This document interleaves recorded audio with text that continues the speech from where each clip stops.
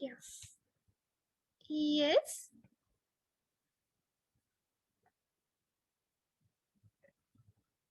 Okay.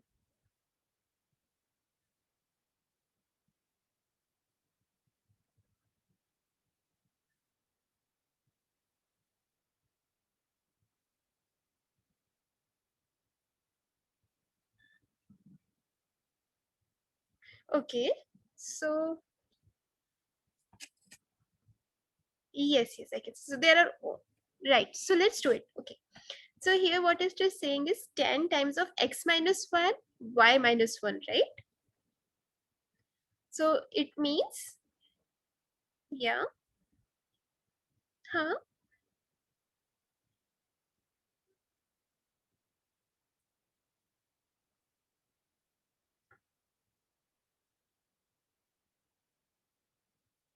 Uh, I think it's the top corner, top left corner.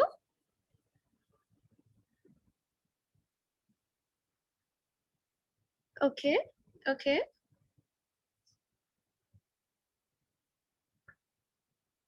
Yes. Mm-hmm. Okay, so if you remember when we were doing this gradient operation, right? So in gradient operation, we used to consider the center element as x comma y, right? And the left is x minus 1 and the right is x plus 1. Remember, that is when we were computing the gradient.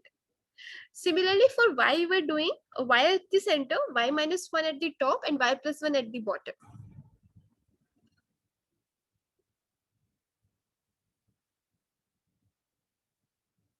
Yes. Right, but when you start in the image, you start the convolution. So we start from the top left corner, right? So that's what we assume as our origin there.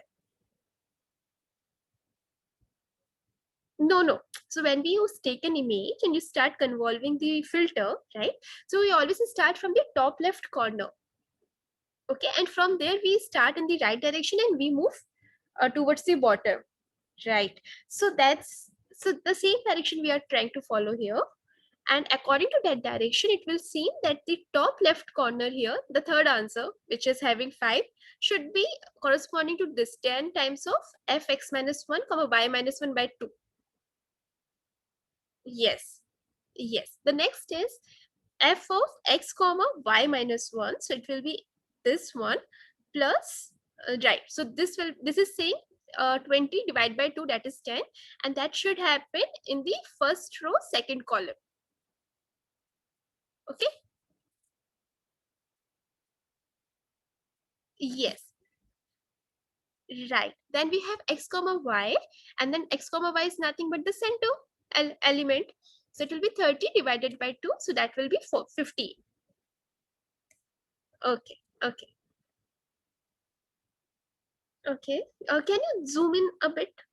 Yeah. Yeah. Yes. Yes. That's fine. Okay. So given a 2 by 2 matrix. Okay. Can you just shift this screen towards right? Like I'm not able to read the content. Can you just click on this minus sign here, which will reduce this? Yeah, just reduce the size of, yes, that's okay, right? So given a 2 by 2 matrix M, where M is the second moment matrix of edge pixels that is obtained while applying the canny edge detector, find the measure of straightness. The largest eigen value should be in denominator. Okay, let me see.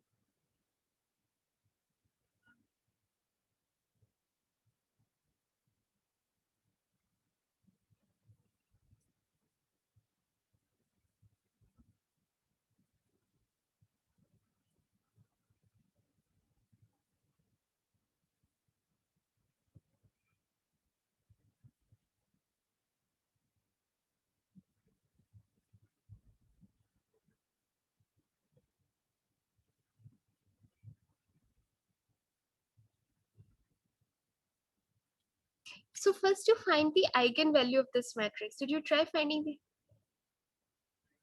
Yes. So what are the eigenvalues there? Sorry, I cannot hear you. Yeah. Yes. Yes. Okay.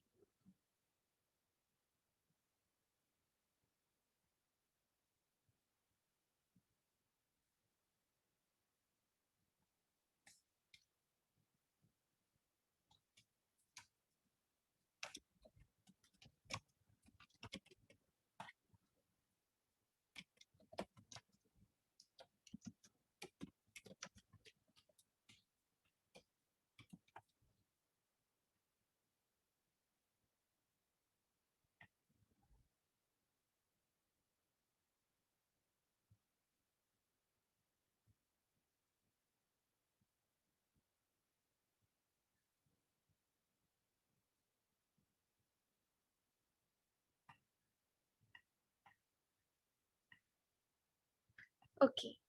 So lambda is 3 and minus 1. And then what is the measure? So you remember that ratio of lambda 1 by lambda 2 in Canny edge detector? Okay, can you open the slides in which sir like covered the Canny edge detector?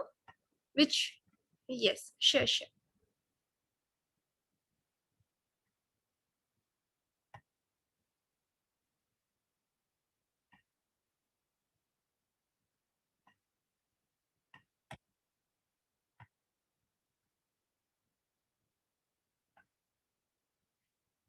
Yes, yes.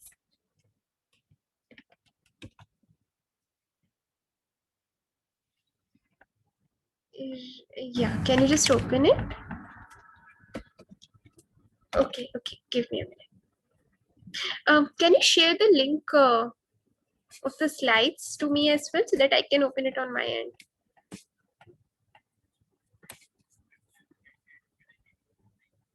No, just the link of the web page.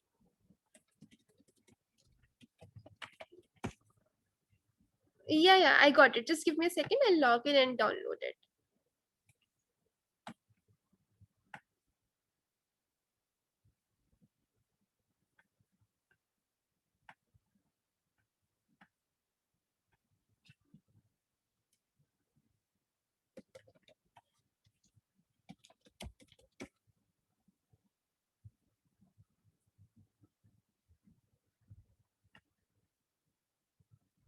So which week content is this?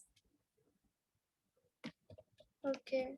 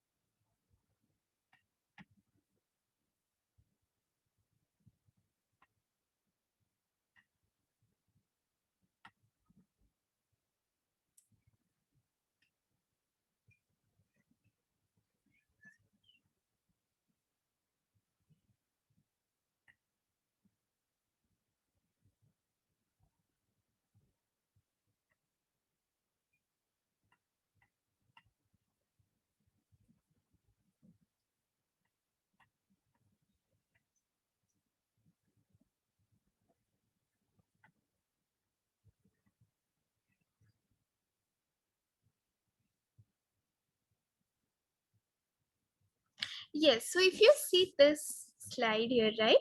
Using Canny edges, oh, can you see my screen? I'm not sure. Wait,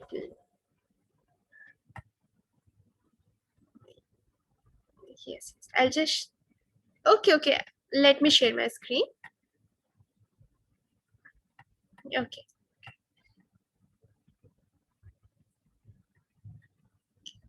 So if you see here, right, this is the review slide. I think they have covered it in the previous slide.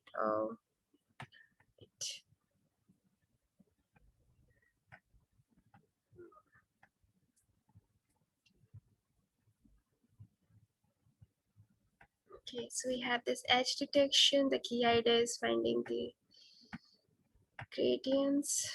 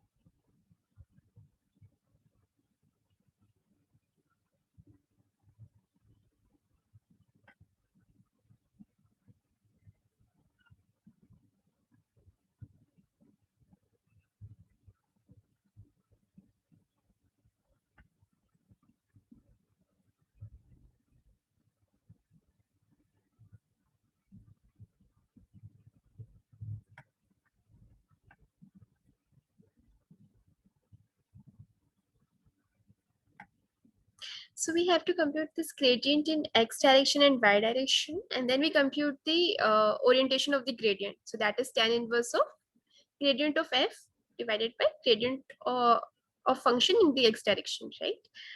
And then we assign each edge to one of the 8 directions, obtain edgelets, connected it. So now here is the thing, right? So to compute straightness and orientation of any edge, right? So these are the edgelets, right, which are being coming from this gradient. Okay. Okay, sure.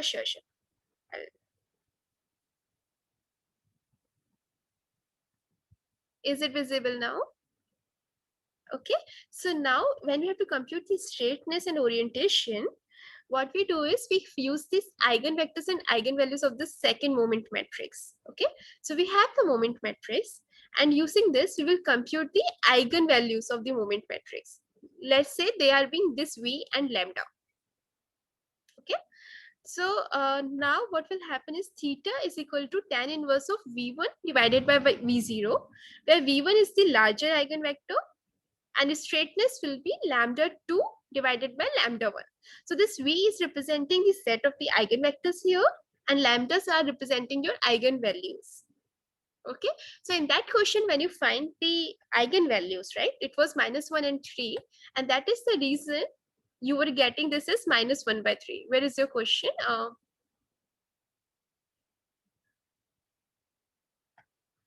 That's okay. So in week 2, which assignment? Okay. Quiz or assignment? I think this is the, okay. Which question was this? Okay. Right. So here that is the reason you were getting this answer as -1 by 3. Because the largest eigenvalue has to be in the denominator. Okay? Okay. Yes. So that will be the measure of the straightness. Okay. Okay. Sure. In the same assignment? Yes. Which? Okay. So during the key point localization step in SIFT features, we get the following Hessian matrix 4224 for a particular candidate point.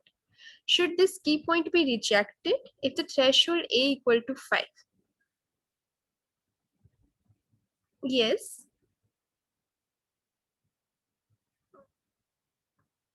For this matrix as well? Okay. What are the lambda 1, lambda 2? Okay.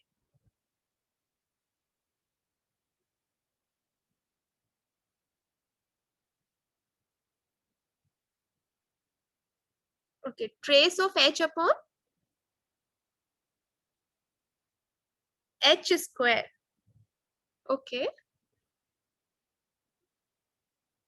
Okay. Okay.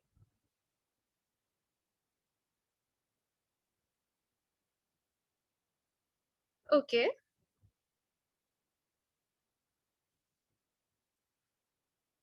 Sorry, I cannot hear you. Okay. Okay.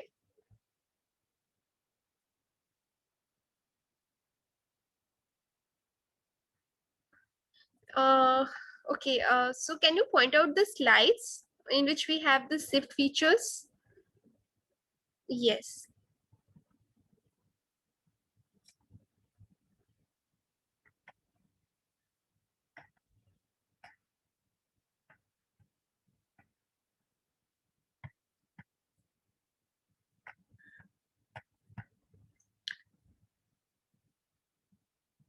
So to all the other people who are on the call, we are just discussing some of the questions from the assignments, and then we will continue with today's session. Okay, okay.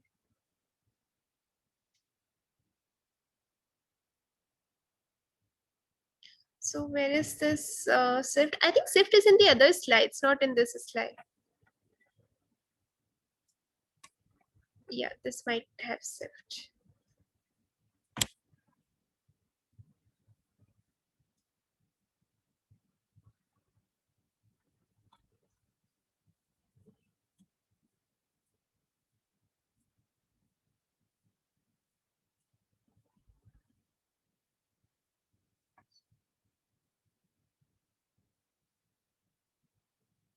Can you just point to me the slide number?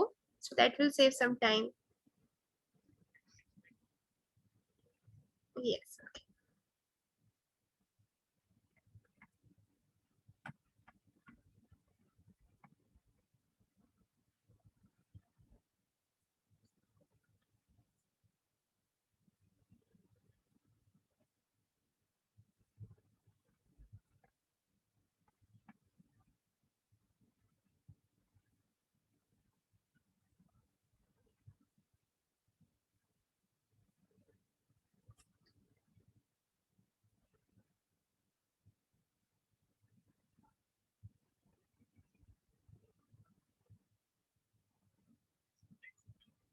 Slide 4.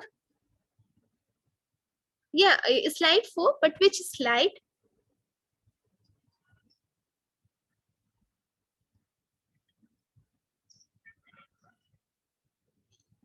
Uh, no, in part 4, what is the slide number?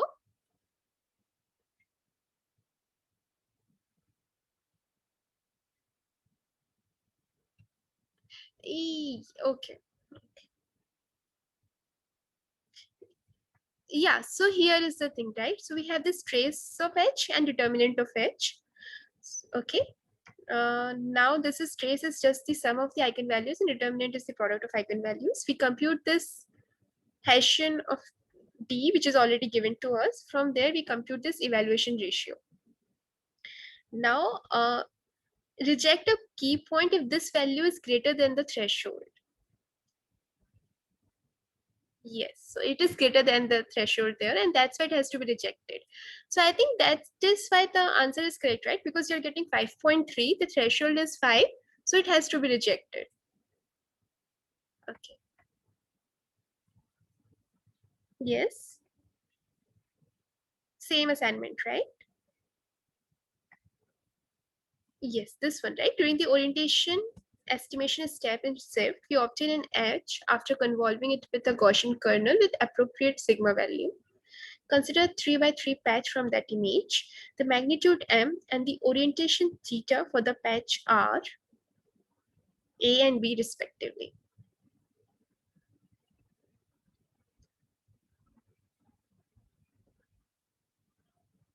So it is already convolved with Gaussian kernel, right? Okay. So if you look here, to compute the orientation and mm,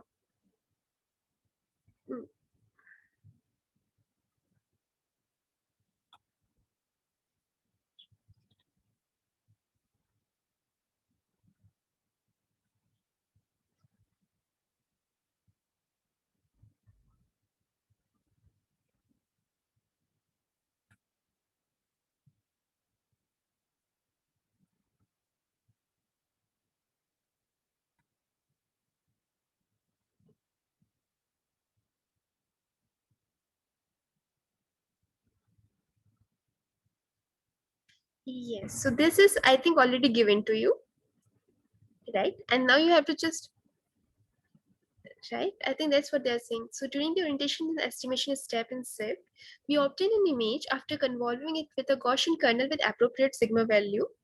Consider 3 by 3 patch from that image. Right now, you just have to compute the magnitude and orientation for this patch. So the magnitude is given using this formula, and the orientation is given using this formula. Okay, so this is the image which has to be convolved with Gaussian, right? But you're already given an image convolved with Gaussian. So this is your I hat. Okay, and now in I hat, just apply these two formulas and you will get the magnitude and the orientation there. So this patch given to you is I hat. Yes, this is that because they are saying, right? We obtain an image after convolving it with Gaussian kernel. Okay. So you can just compute, fit in that formula, evaluate this formula, and you will get the answer. Sure, sure, sure. You can. Yes. So just go to this slide part 4 and slide number 13. 13, yes, 13/22. You can see it on the screen, right? Yeah, the screen is visible to you. Yeah, yeah. So 13/28. Yes, the slide number is 13.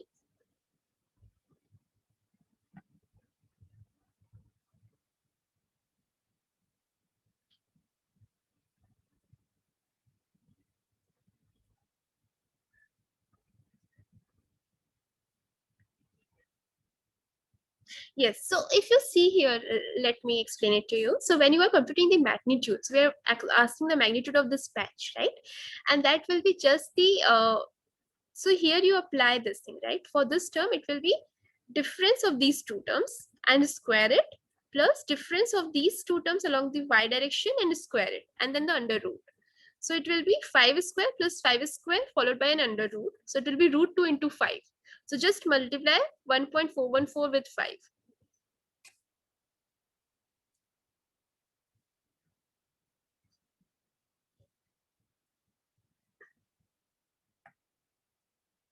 Yes, yes, yes.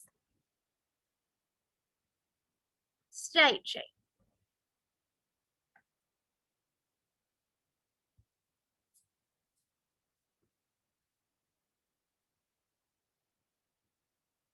Okay, okay, okay. Yeah.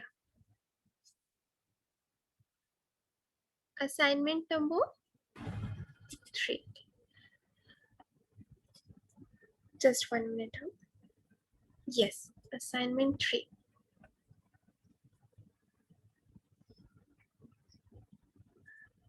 Okay, you want Rensick algorithm? I think that we already discussed, right?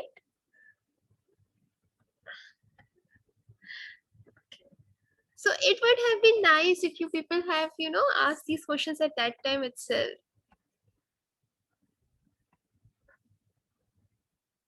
So which slide should I open here for Rensick?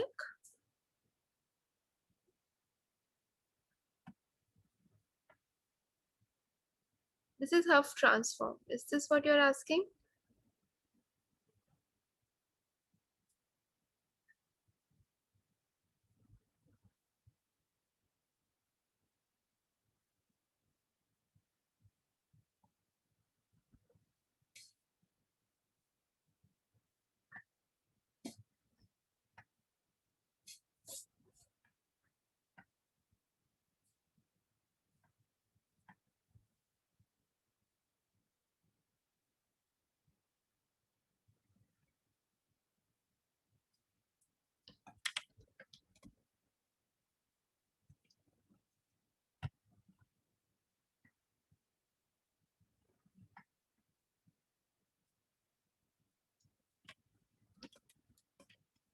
Yeah, this is in week 3, right? You sure about it?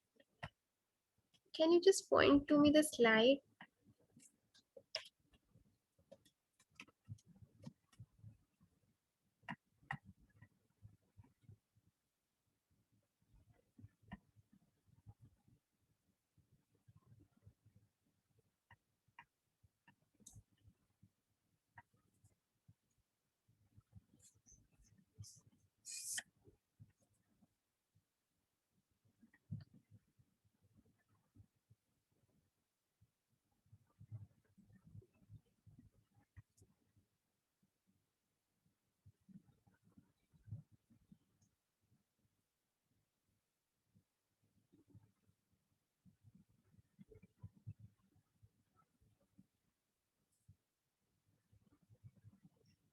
Yeah, so this is here, okay, the first slide itself.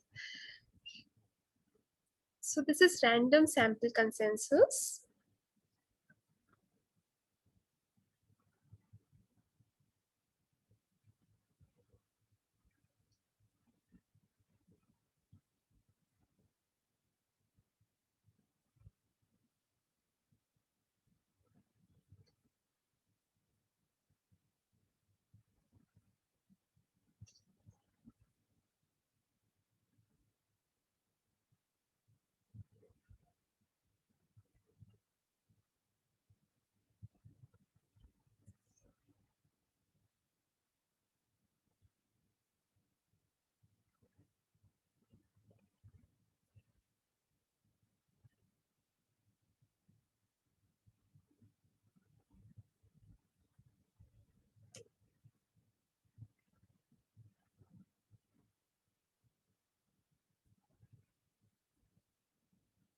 Okay, so here in Rensic, let me zoom in so that you can visualize it.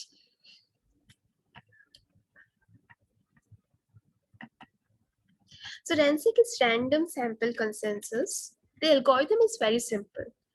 The problem is that suppose we are given a lot of data points and we have to come up with a model which can fit all these points, right?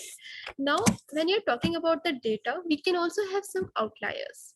Outliers means that they can be either noisy data points, or these are the data points which cannot be justified by the model we are fitting onto it. Okay, so these are some points which are present in the data, but they actually do not come from the underlying distribution of the data, which we are trying to model through that algorithm. So what we will do here, we will just take a subset of a samples, so subset of data points at each iteration, and then randomly, right? And then using that random subset, we will try to fit a model on those selected data points. Okay, and then once we have fit a model on this subset of the data points, which is randomly selected from the given data, we will try to score the feasibility of this model, like how likely this model is. Okay, what I mean here is, suppose we have these many data points and I consider, let's say, these 2 points right now. Okay, and I draw a model which can define these 2 points. So let's say I consider a simple linear model, and this is nothing but a line passing through these 2 points. Okay, then I want to see how likely is this line the actual can represent the actual distribution of the data. So for that, I need to measure, or I need to have some kind of magnitude or the score of this line as the actual model, and that score is being defined in terms of the uh, in terms of how much it can explain this data to us. Okay, so if I draw a line here, then it is hard to define the points which are lying on the far end, right? These points can definitely not be a part of this line. Okay, similarly, if I draw a line between this, then I can say, okay, these many points can be there, they are close to my line, but the points which are very far from it cannot be justified using this line, right? So the idea here is simple, that you try multiple rounds, and in each round you select a subset of the data points, then fit a model on those subset of data points and try to measure its likeliness. Okay, so here is an example. It's likelihood of the model. Okay, how likely that model is going to be. So suppose here is this is an algorithm description, just using 2 points at a time. So these red points are the selected points here. Okay, these 2 points are selected, and to justify, now we try to fit a model on these points. So, and considering a simple linear model, it will be just a line passing through these 2 points. Yes, and then we have done this, and it's perfectly defined these 2 points. Now we also consider that, okay, this we agree that this line will not be able to define everything, so we consider a slight margin here, and we will say that all those points which are lying within the margin will be, yeah, will be considered okay. Okay, that the model is able to somehow explain those points. So we have this margin here, and all the points which are lying within the margin are termed as inliers. Okay, and for now, let's assume for simplicity that the number of the inlier points is actually the score of this model. Okay, now we try to do it with another subset of the samples. So here are the inlier points which are shown in green, and that will be the score of this line. Okay, now we try to select another subset of these points, which is these 2 red points, pass a line through it, count the number of inlier points within the same margin. Okay, and this will be the score of this particular model. Okay, now repeat it, try it with some other random points, and keep on doing it, and then at the end select the model which has the highest score. Yeah, so in this description, we considered the number of inliers to be the score for that particular model, so we will select the one with the maximum score. Okay. Yes. Right. So the question here is assignment, right?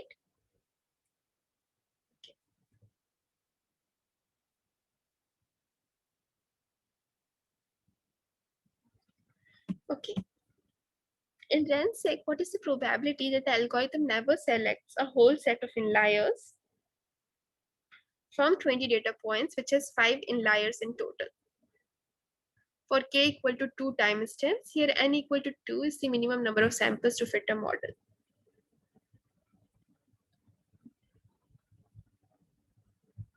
Okay.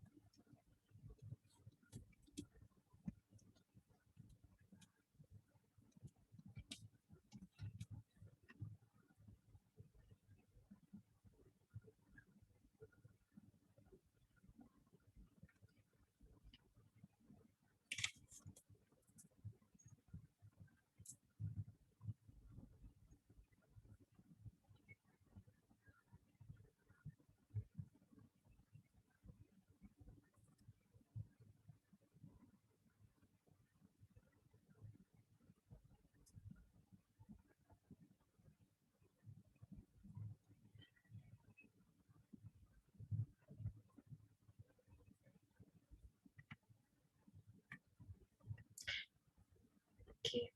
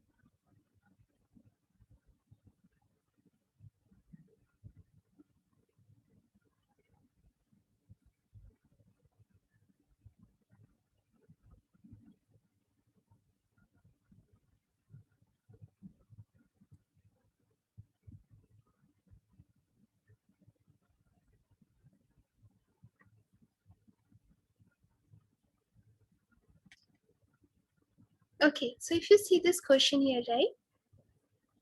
We have 20 data points, right? Which means we have, and out of it, we have 5 inliers. So the number of outliers will be 15, right? Now what they are asking is that what is the probability that the algorithm never selects a whole set of inliers, right? So focus on this word, a whole set of inliers. It means that there is at least one outlier selected, okay? And we are repeating the algorithm and we are selecting n as the minimum number of samples to fit a model,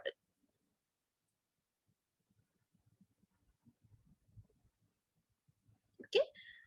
And k is equal to 2 timestamps. Okay, so before that, let me explain this to you and then we will go.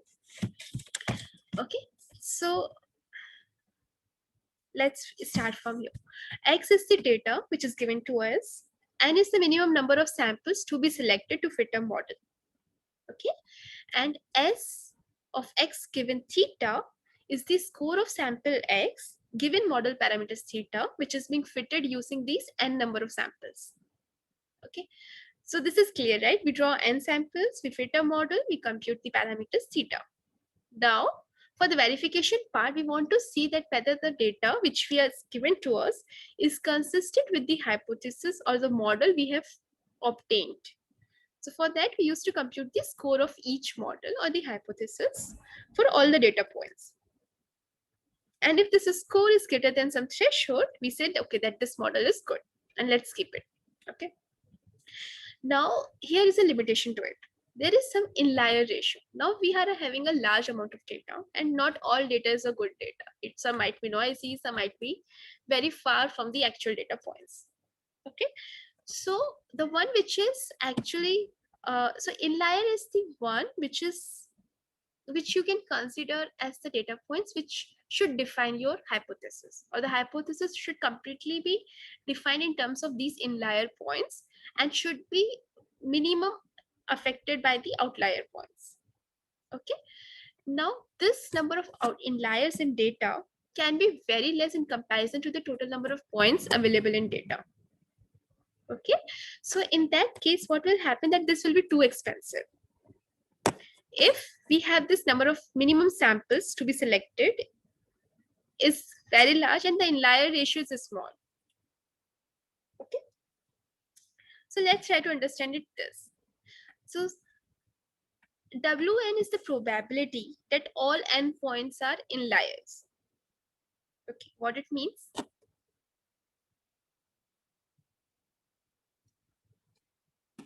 Right, what it means? Right, it means that we have selected all the points, all these n points to be an inlier point, right? Now, what is the probability of selecting a point which is an inlier? Is the number of points which are inliers divided by total number of points. Okay, so in this case, it will be, so here they are saying less than 10%, which means here the probability of selecting a point to be an inlier is less than 1 by 10, or which is less than 0.1. So if W is representing the probability of selecting an inlier point, then considering, and now we are considering a subset of n. Okay, and we want each point to be an inlier point. Okay, then what is the probability of getting this subset which is all inliers is W to the power n. Okay, so this is the probability when all these n points which we have selected are inliers. Okay, now what will be the probability of points in which there will be at least one outlier?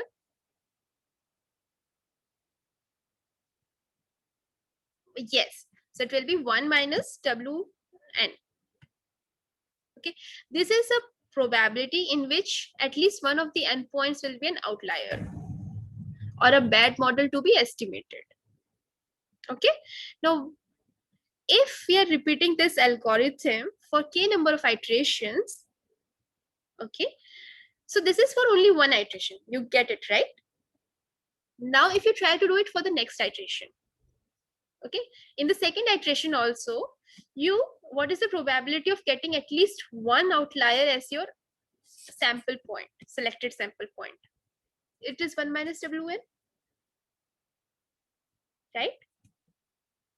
In the third iteration again, what is the probability of selecting at least one outlier in your subset of n data points? 1 minus Wn. Okay, so if we repeat this algorithm k times, then the probability of selecting at least one outlier in each round will be 1 minus Wn to the power k. This means in none of these iterations, we were able to select all the inliers as the data points. So coming back to your question here, the question says that you are doing a RANSEC algorithm and the probability that the algorithm will never select a whole set of inliers for 2 iterations. Okay, so for you, I ask you a simple question here. What is the W here? I cannot hear you, Saru. 5 by 20, that is 1 by 4. Right? Right? Now just use that W and evaluate this expression here. N is the number of sample points to be selected and here N is 2. So 1 minus 1 by 4, the square of it, and then square of it again. So what will it be? Yes.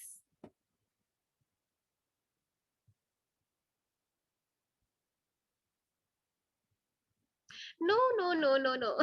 See, it is 1 minus w to the power n. So it says 1 minus 1 by 4 ka square, which means it is 1 minus 0.0625. Because n is the number of samples to be selected. Yes. Okay. Yes. So now let me calculate it for you. So it will be nothing but 1 minus 0.0625, right? And just do a square of it. Sorry, I think it doesn't work this way. Let me complete it for you.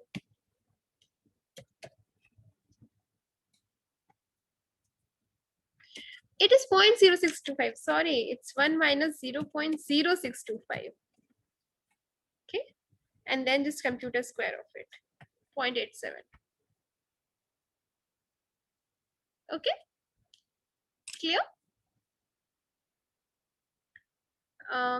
Is it clear, Saru? Okay. Any other questions you have? Yes. In 10th question.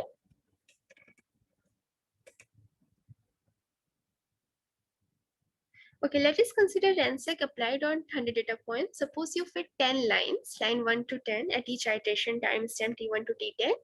Number of outliers, 1 point for each line is given by line 1, 80, line 2, 90, line 3, 70, and so on.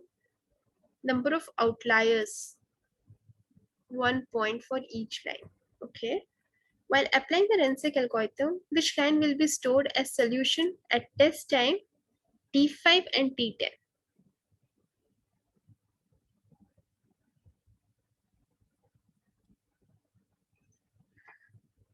Okay, so what do you think? What should be the answer here?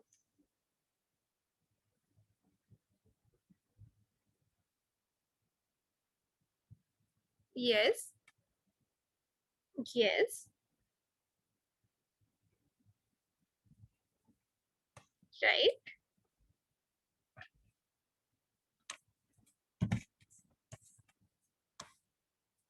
right,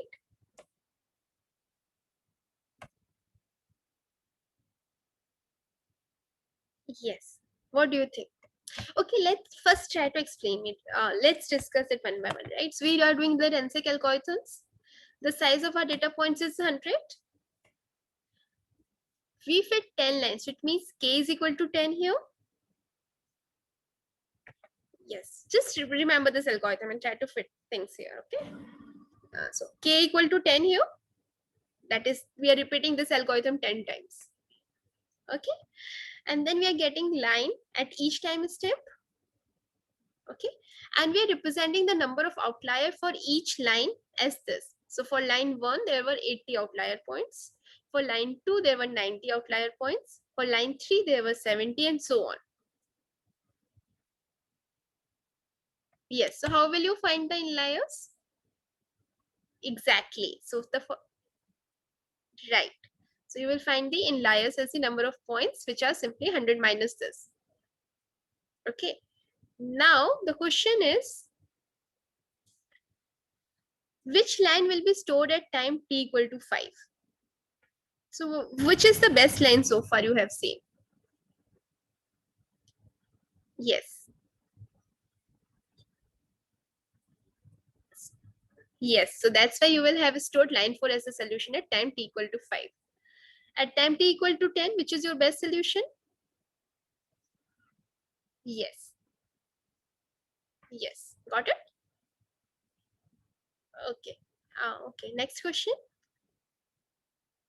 What will be the shape of output obtained after the element-wise encoding step in bag of words and VLAT, given that there are 2000 features and each descriptor is of 200 dimensions? Assume that there are 150 visual words.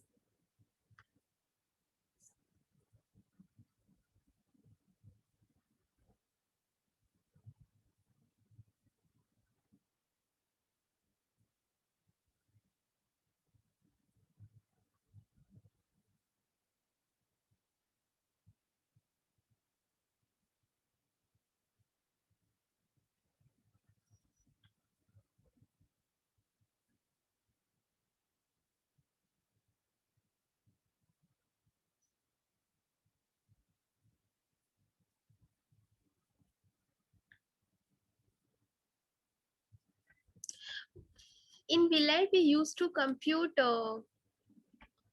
1 minute. So where is Villette representation?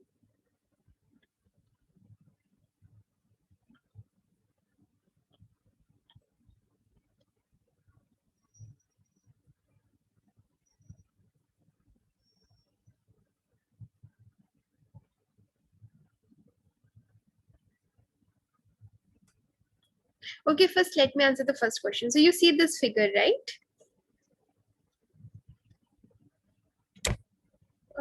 Maybe the battery, 1 minute.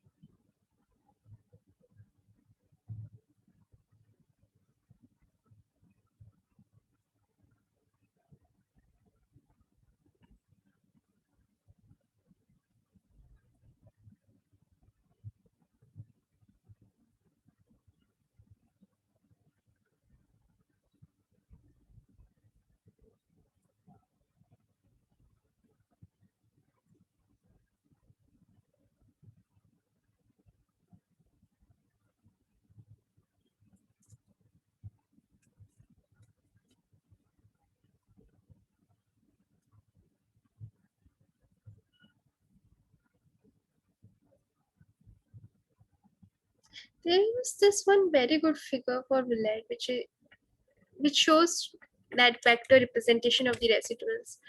I don't remember in which slide it was.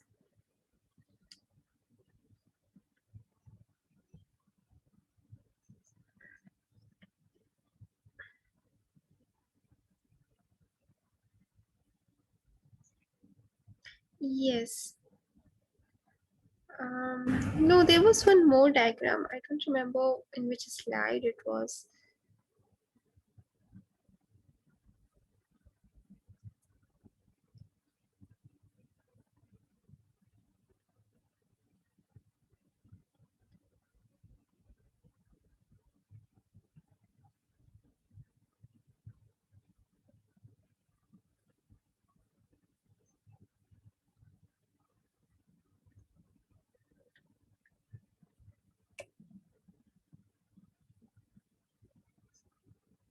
No, there was one for VLED.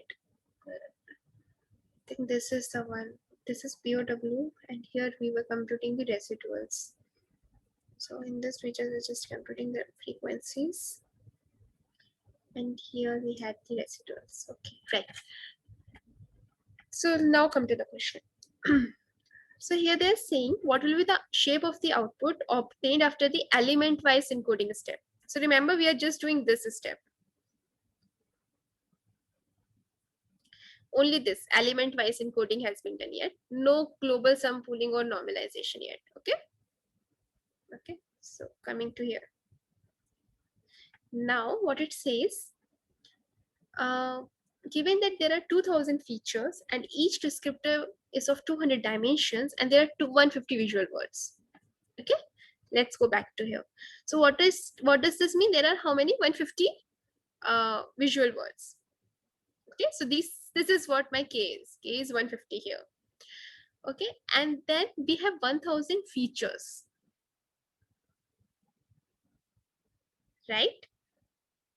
Okay, here if you look at 1000 or 2000, I think there are 2000 features there, right? We have 2000 features. Okay, now in this case we will have what? We have 150 words again and then 2000 features, right? The same setting game here. Now the shape of the output will be, see, here when you use bag of words, we do not care actually what is the dimension of these descriptors, right? The reason is we are eventually hard assigning each of these visual words, each of these features to one of these visual words.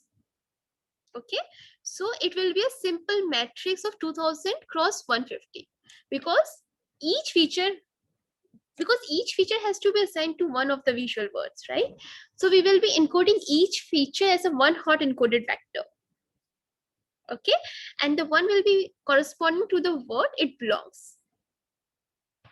Okay, so yes, so in this case, bag of words will have a representation of 2000 cross 150.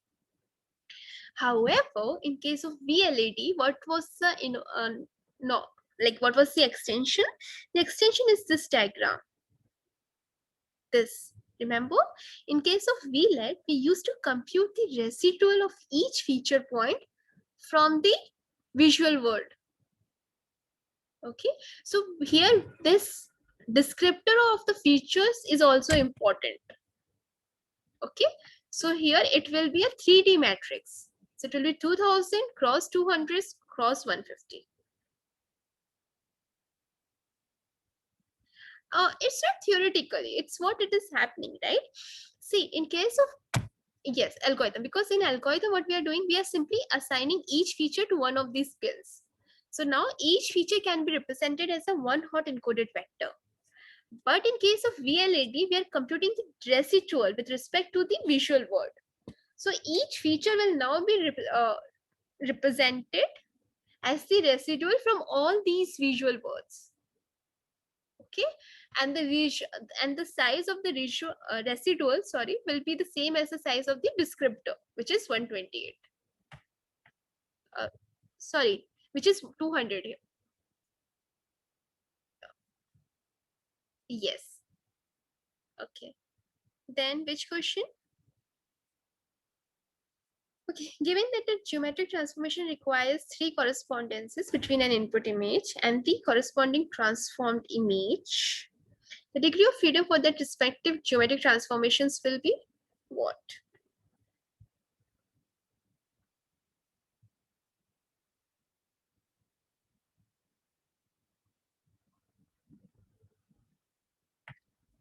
Which slide to, so for geometric transformation, which slide should I open?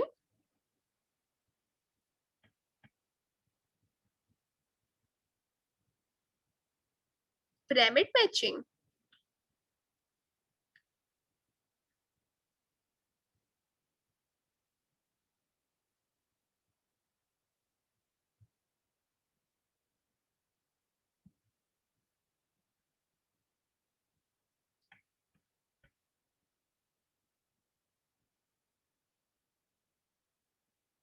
Can you tell me the slides?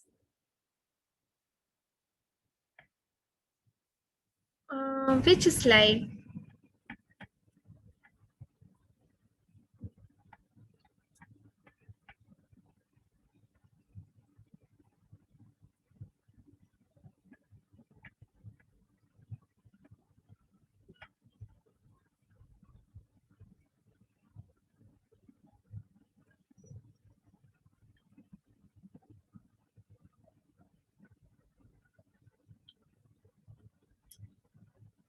Okay, here it is. Yes.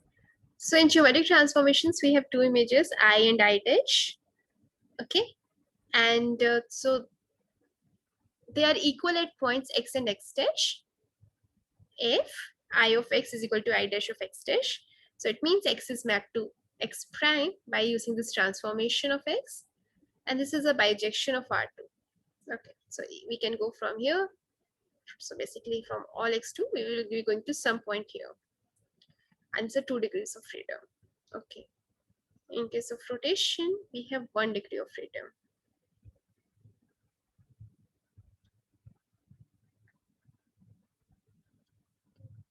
It's 4 degrees of freedom.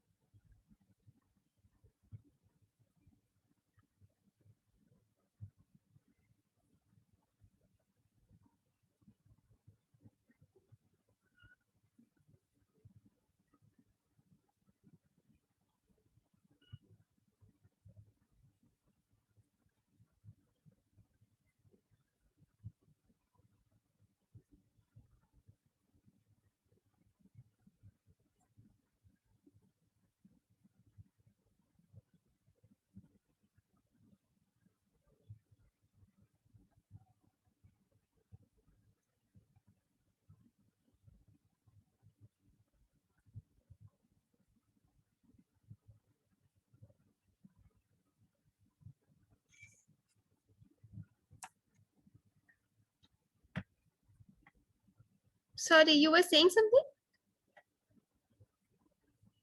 Haha. So given that a geometric transformation requires three correspondences between an input image and the corresponding transformed image, the degree of freedom for that respective geometric transformation will be what?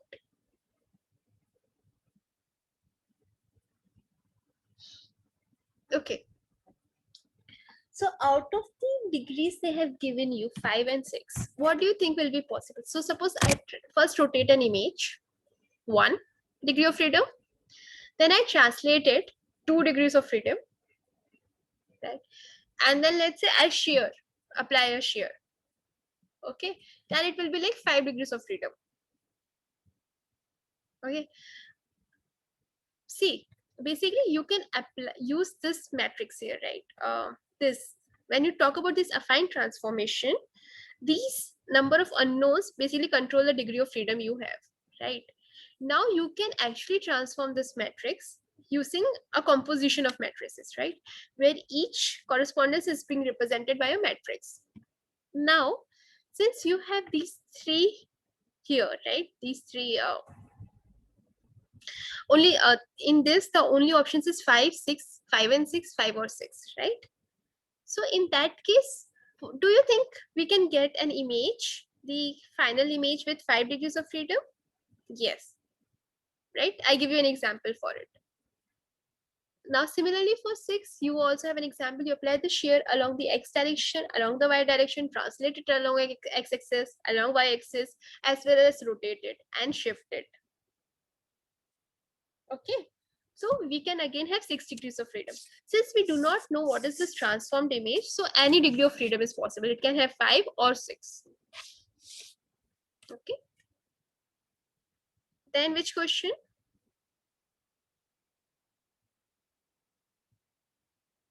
So should do we have to complete this entire assignment?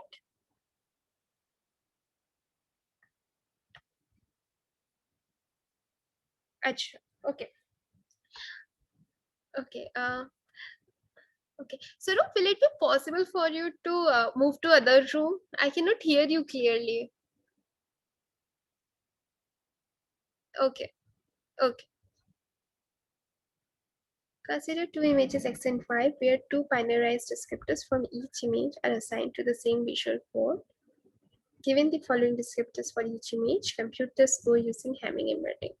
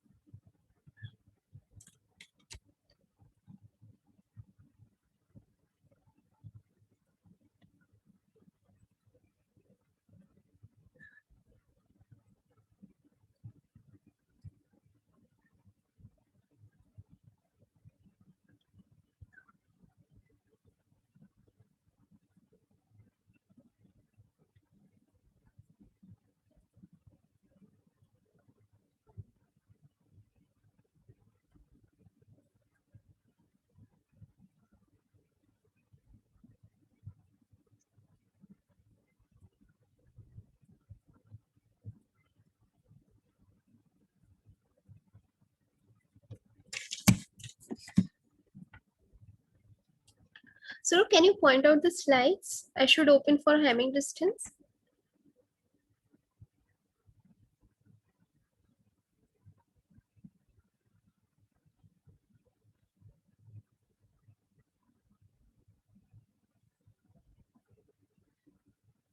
No, I know the formula. I just want to see what this tau is representing here.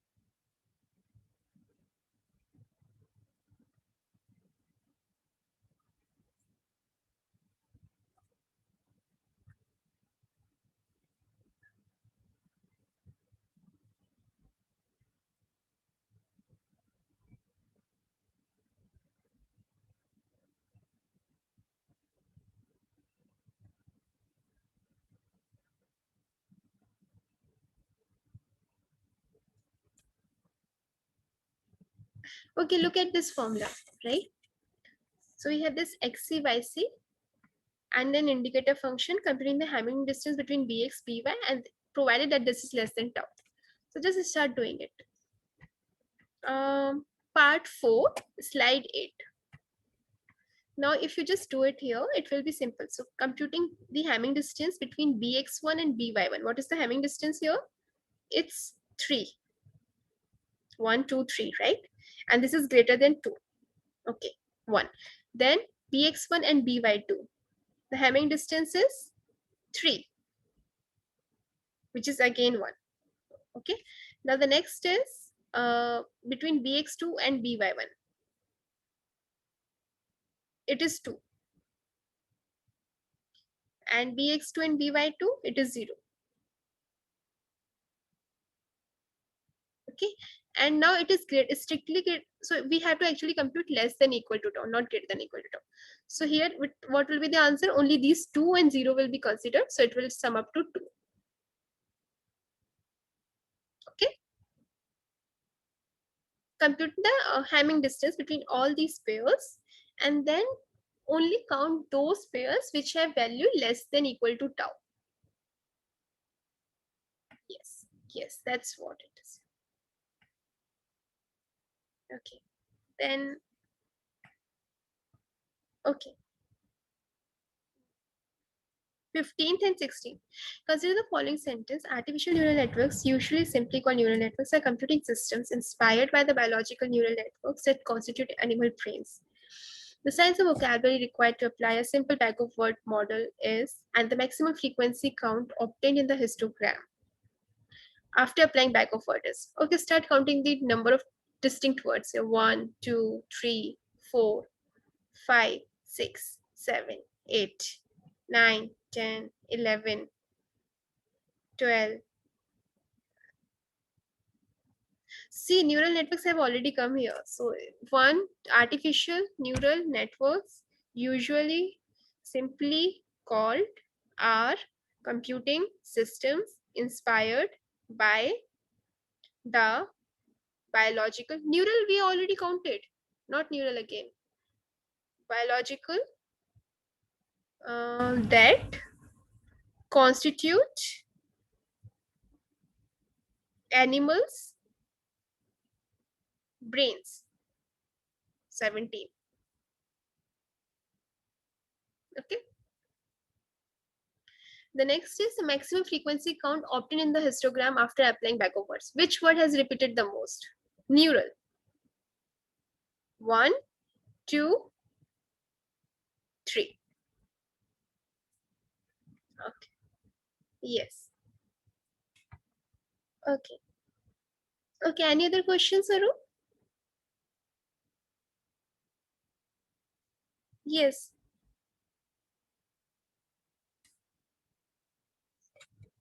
We can have one more.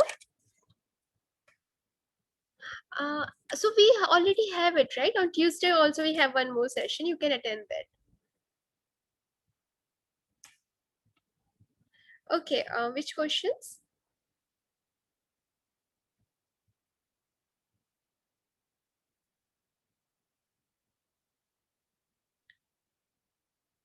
So consider a neural network with no hidden layers. That is, 3 inputs are directly projected onto 3 output units with some weights. The weight matrices at the current timestamp t and 10 time steps ago t minus 10 are given as this.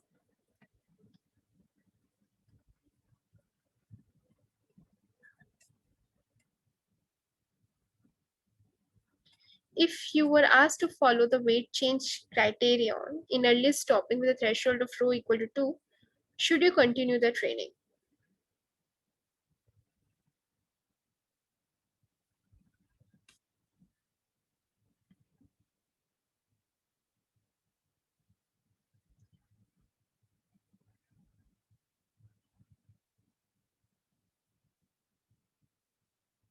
Yes, right.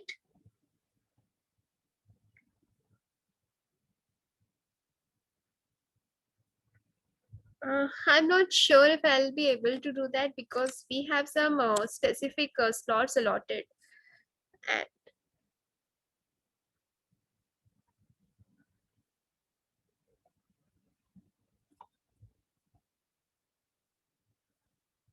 hmm,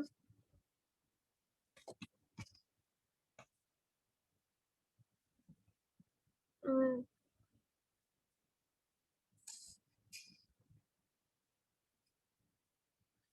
what if we just extend it today itself? Let's say.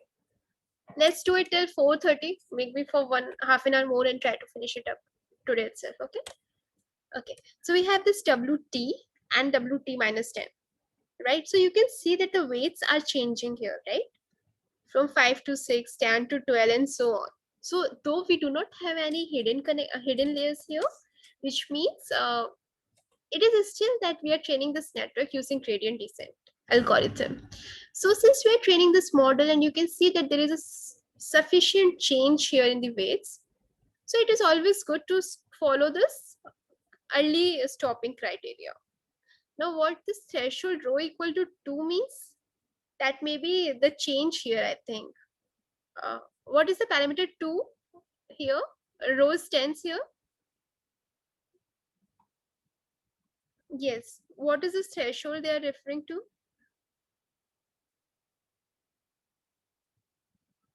Can you okay. Okay. Actually, what happens is that there are certain notations, right, in the questions. Those notations are only clear when we go back to the same slides to understand this. So right now, this row can represent so many things. Now, what this row specifically mean here is actually clear in the slide in which they talked about this early stopping criteria. But if you just ignore it, then also you can see that weights are changing. In timestamps 10, the weight has changed substantially. So we should definitely follow this early stopping criteria.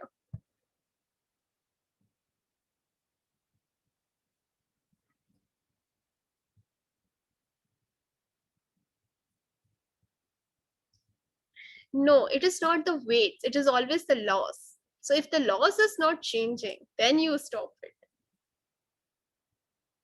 If the loss is increasing, then also you stop it. But it is never with respect to the change in weights. Okay. Okay. Which question? Consider a simple perceptron F such that F is from R4 to R, which uses sigmoid as its activation function. The input X, which is a 4-dimensional here, and the corresponding weights of this perceptron are this. Compute the derivative of sigmoid of Z, where Z is a linear combinations of weight vector. Just ignore the wisdom. Okay, so tell me, what should we do here? Yes, yes, yes, right. Then take the derivative of 1 upon 1 plus e to the power minus x. What will be the derivative?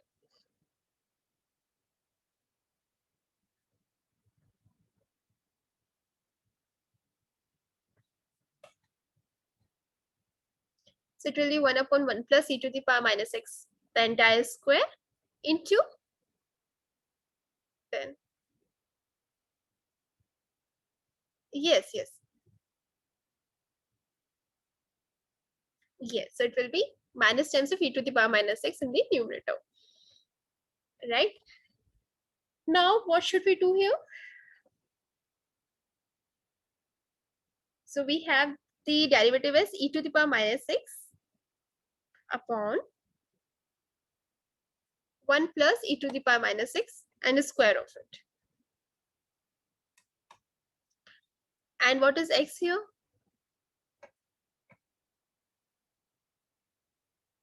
No.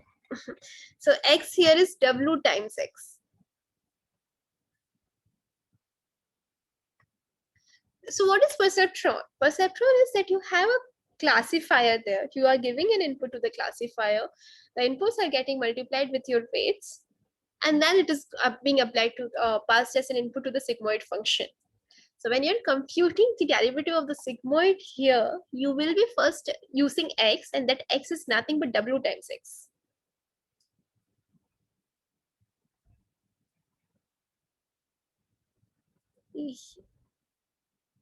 Yes, yes, right.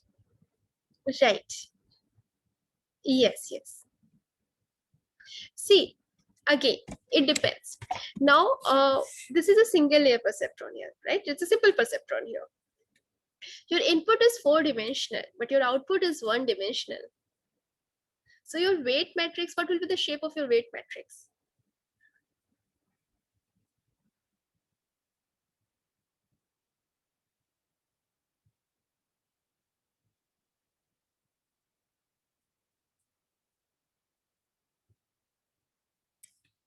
Okay, 4 cross 1. But what does that mean? How will you multiply x here?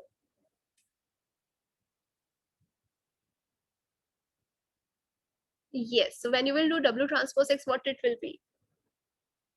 It will be a scalar value. And just apply the sigmoid here, right? So just do it now. It will be 0.1 into minus 0.2, which is minus 0.2, plus 0.2 into 0.1, which is 0, right? Then 0.3 into 0.2, which is 0.06, and 0.4 into 0.3, which is 0.12. 0.12 plus 0.06 is 0.18, and then just compute it. Okay. So how do you do this W transpose X? Because you have to get, yeah,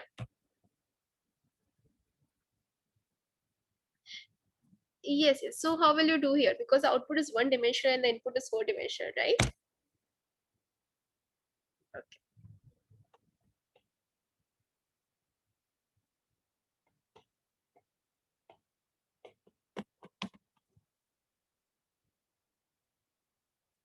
Yes, yes, yes, right. Yes,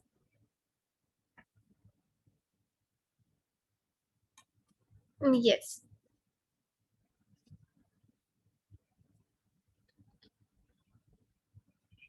Hmm. Now that is the value of X on which you will apply the sigmoid. So now compute the derivative and feed it, and you will get the answer.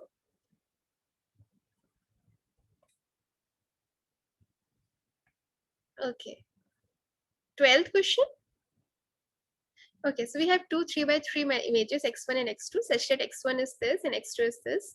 The corresponding one-hot encoded label vectors are y1 and y2. y1 is 0, 1, 0 and y2 is 0, 0, 1. Perform mix-up data augmentation between x1 and x2 given that lambda is 0.4. Okay, what is mix-up data augmentation? Yes.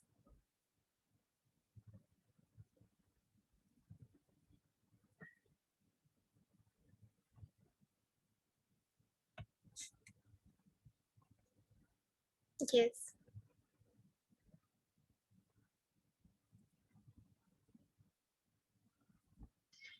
Open the slides in which there is this mix-up data augmentation. See, I tell you, mix-up data augmentation is nothing. It is simply says that lambda times of x1 plus 1 minus lambda times of x2 plus 1 minus lambda times of x2. Similarly, lambda times of y1 plus 1 minus lambda times of y2, and you will get the answer.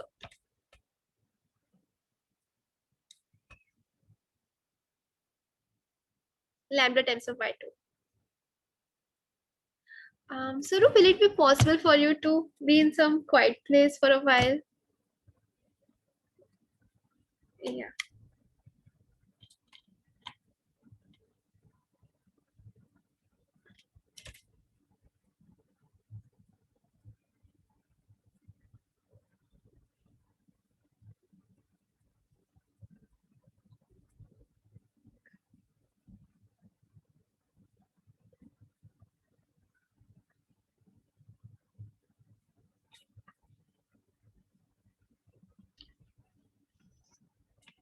Okay.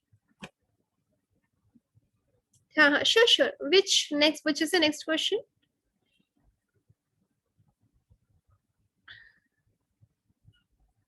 Which question? 14th. Okay, compute the value of the following expression. ELU of 10hx where x is equal to this and alpha is equal to this. Okay, what is the formula of ELU? Yes.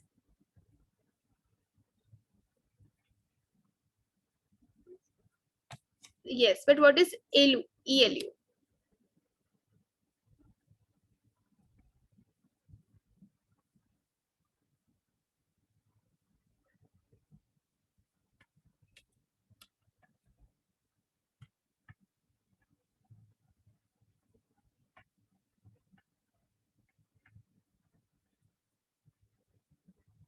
That is exponential leaky unit. Yeah, so let me open the term for you, the expression, and just evaluate that expression. That's all you have to do, nothing other than that. So you can just look it in the slides, it is there. Just find the expression and evaluate it, okay? Yeah, okay. Which one? Okay, using adequate based gradient descent, find the new value of parameter theta t plus 1 given the old value, aggregated gradient, gradient accumulation and learning rate and constant small cost. Okay, so this is also, we have this expression for adequate computations. If you go to this gradient descent and variance, gradient descent and variance, you will find different optimizers, and in that you will find this adequate.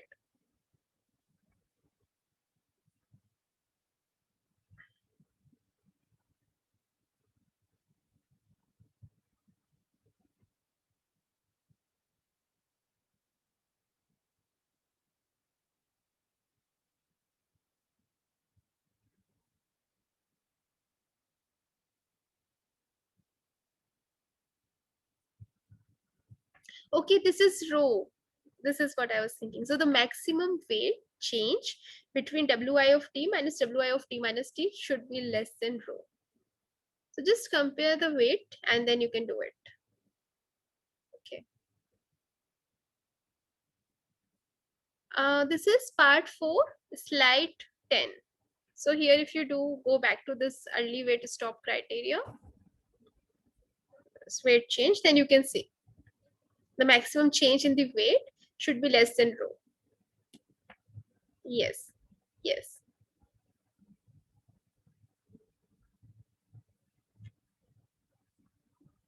Right. Slide 10. Slide 10. Part 4, slide 10. Yes.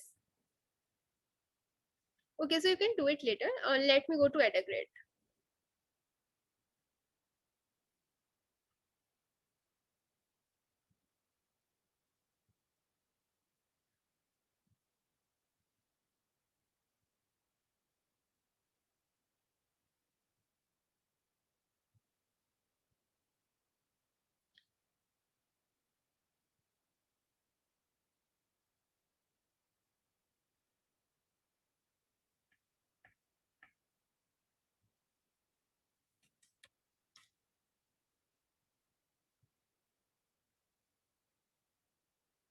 See here you have ELU, exponential.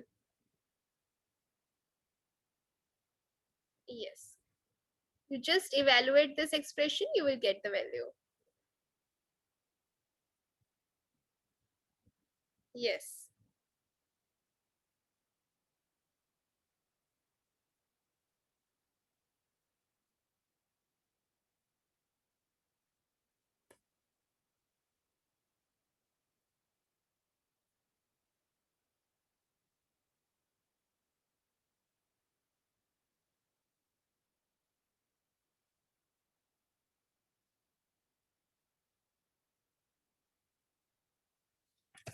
Where is Ada grade? Nothing like that.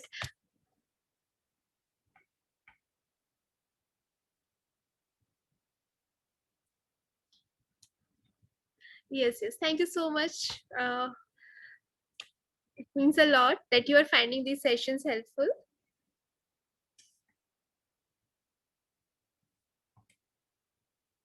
Yes, yes.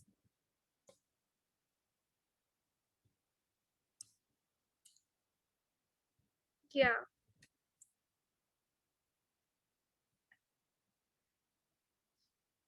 Yes, yes. I think, yeah, we should not carry such biases. It's like everyone, yeah. Okay. Okay, okay. Thank you so much. Uh, that's okay. I think everyone, like whether you attend Abhipshas or Manokta, they all are doing awesome job there. So it's okay. You just, if,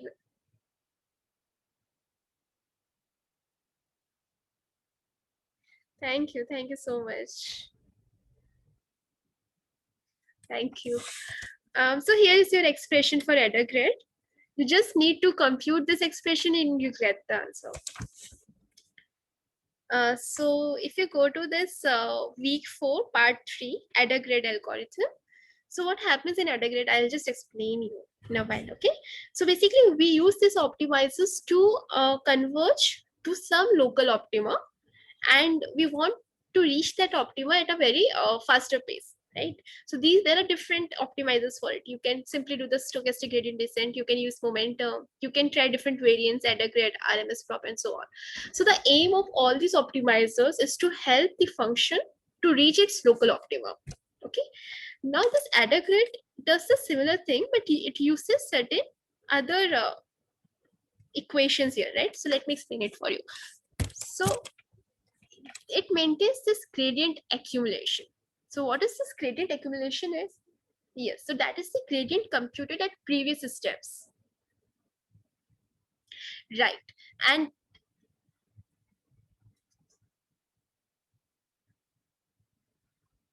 yes, so what is happening here is right now, right? So generally, if you see this SGD without momentum, if you use it, you just compute the gradient at some time step, use that gradient to update your weights. We are not maintaining a history of the past gradients, right? But here this adder grade is doing this for you, so it is making sure that what was the direction of the gradient in the past as well, not only in this at this moment, and that is being stored in this variable rt minus 1. Okay, so when you will right, so when you will start this algorithm initialization, it will be starting with 0, but as you will keep on going ahead, at each time this previous value of the gradients will be retained plus your current gradient. Yes, so that is what accumulation is, right? It's just storing all the gradients which it has computed so far, and the best way is to just do an addition there. Okay, so this is gradient accumulation, which is represented in this rt minus 1. So you, so we have delta theta t. So this is the gradient at time t of these parameter weights. Theta is nothing but your model weights, which you are supposed to learn. You're the weights of the model you are supposed to learn. So this theta t is the weight of the model at time t, and this delta represents the gradient of the model at time t. Okay, so delta theta t and the square of it. Okay, so that will be the gradient accumulation here. So it will be rt minus 1 plus delta theta t and the square of it. Okay, and once you have this value, just 1 minute. Okay, I thought someone joined it. So once we, so we have this rt equal to rt minus 1 plus this. So this is how you're accumulating the gradient. Now at the next step, and we will be updating the gradients, we will be updating the weights, sorry. So for that, we have the current weight theta t. Okay, we have the gradient of the weights at time t. Just a minute, is there someone? Okay, okay. Now what will happen is, what should be the learning rate here, right? Like, so when you are using, so you remember what is the update? Generally it is always theta t plus 1 is equal to theta t minus eta times the gradient of theta t. Okay, and this is coming here.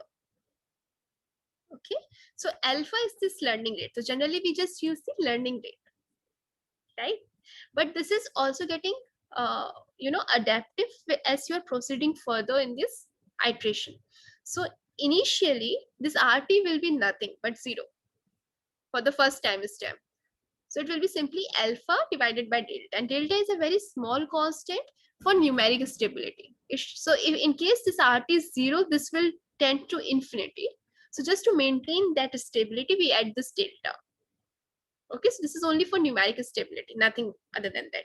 But what adder grade is doing, it is adapting this learning rate with time based on this accumulated gradients. Okay, so your effective gradient is now what? Delta theta t divided by this under root of RT. And RT is nothing but the sum of the gradients computed in the sum of the squares of the gradients computed in the previous time steps. Okay, so just use this formula here and you will get it. So yes, the values are given and you just have to use it. Which question was this? Right. Yeah, so you just need to compute theta t plus 1. You are given theta t. You are given this delta theta t value and this RT minus 1 value. Right? Remember, this is RT minus 1. So you still have to compute R of t. So R of t is nothing but 0.6 plus square of 0.9 plus 0.9 square. See. Okay. Yes. Okay. So once you get this RT, just take us under root of it and you fit in the that expression. Okay. You'll get it. Okay. Yeah. So it is the same thing for RMS prop. You will have another equation. Just fit in the value. Here is the equation. Just fit it and you'll get it. So here also they are accumulating the gradient, but the way they are doing is different. So now they are taking this row weighted. So they are assigning a weight to the past gradients and assigning some weight to the current gradient. Okay, earlier it was same weights assigned to everything. Okay. Okay, any other questions? Okay, let's do it.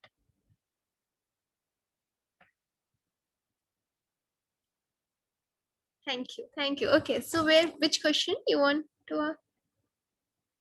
So given an input image of shape 10, 10, 3, you want to use one of the following layers. Fully connected layer with 2 neurons with biases, convolutional layer with 3 2 cross 2 filters with biases, with 0 padding and a spread of 2. If you use the fully connected layer, the input volume is flattened and into a column vector before being fed into the layer. What is the difference in the number of trainable parameters between two layers? Okay, so if you flatten this input, what will be the shape of the input? Yeah. Yes. Yes. What will be the shape? 300, right? And you are using a fully connected layer with 2 neurons. And there are biases. Okay. And then the other is that we use this convolutional layer with 3 2 cross 2 filters with biases. So what will be the shape here? Okay, let's first talk about fully connected layer. So what will be the shape of this fully connected layer parameters? 300 cross 2 plus 2 because it has biases. So one bias per neurons, it will be 300 into 2 plus 2. Oh, right, 602. Okay. Now let's talk about convolutional layer. We are having 2 cross 2 filters. And how many channels will be there in filters? The same as the channels in this image. So it will be 2 cross 2 cross 3. 2 2s are 4, 3s are 12. 12. Okay. And how many such filters are there? 3. Yes. No. So basically each the shape of filter will be 2 cross 2 cross 3. So what is this? That will be 2 2s are 4, 3s are 12. No, 12 channels, no. This is the number of parameters in one filter. Channels will be 3. And so basically, C is nothing but, so okay, each filter can be represented as W cross height cross C, where C represents the channel. And this channel will be the same as the number of channels in your input. So yes, so it will be 2 cross 2 cross 3. So that makes how many parameters there? 2 2s are 4, 3s are 12. And with one bias, 13. Okay. And there are such 3 filters. So 13 into 3, 39. Okay. And how many we computed for fully connected layer? 602 minus 39. Okay. What will be the answer? Yes. Okay. Then what, which question?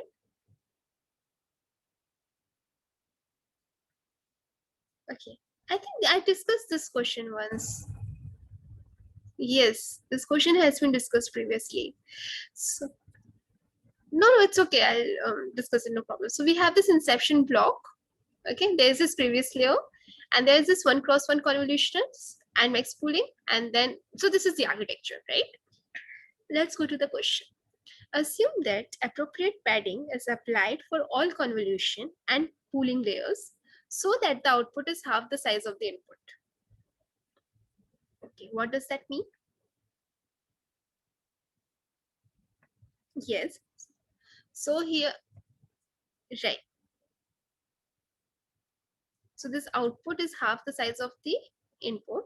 All the conv operations in yellow blocks have 52 filters each, and all the conv operations in red block have 68 filters each. Okay. If a feature map of size this is given as input to this inception module, what is the dimension of the output of this module?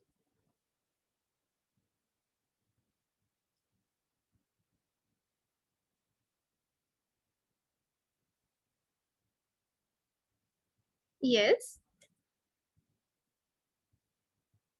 Yes, yes, sure, sure. Yeah.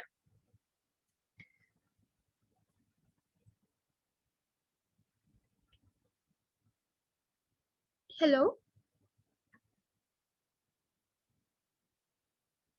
Assignment 11. This week's assignment, last week's assignment.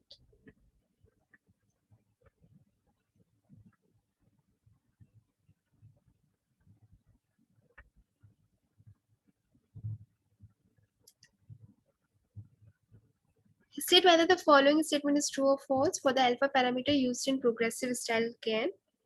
You can refer to the paper. As shown in the figure below, alpha parameter is used to help in upsampling the image from say 4 cross 4 to 8 cross 8. Upsampling in progressive growing can be any known method such as nearest neighbor interpolation and does not use learning. Initially, you perform alpha percentage upsampling such as a method and obtain 1 minus alpha percent upsampled image from a CNN layer that produces, say, an 8 cross 8 image from 4 cross 4 image. Yes, actually, we switched to someone else's question right now. After this, we'll come back to you. Okay, with learned parameters. Over time and iterations, you decrease the alpha and increase the 1 minus alpha so that you rely more on learned parameters. This helps the image look more real at the end of training. Okay, so the answer is true. The reason is, if you remember progressive style GAN, right? So what was the concept of the style GAN? Let me go back to the content I have.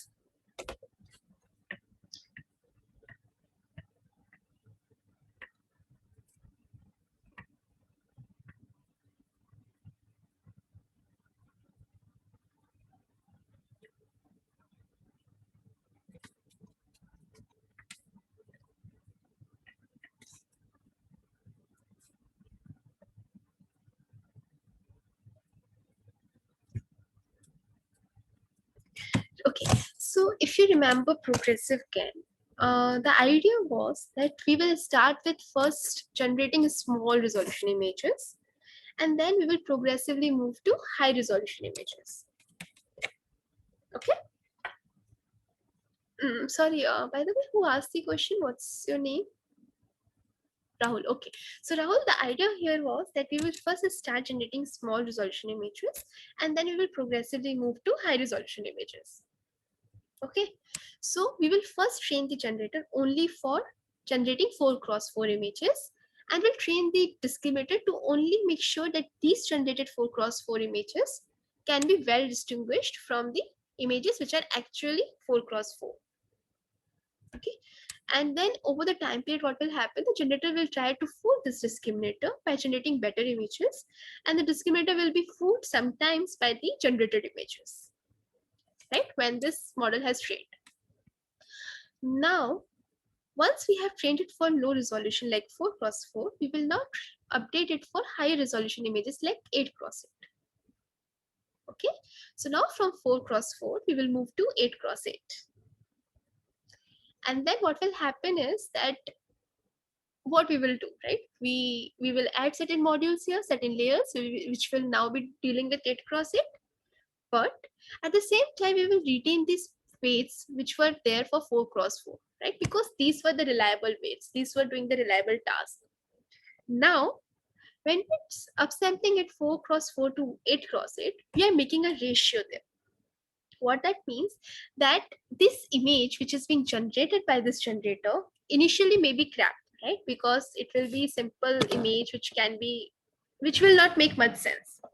But as the generator will progress, the images which are generated by 8x8 module will be very realistic, right? That's what generator does.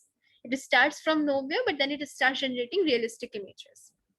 Now, to stabilize the training, what we can do, the smart thing can be, we can use the output of this 4x4 module and can upsample it as 8x8.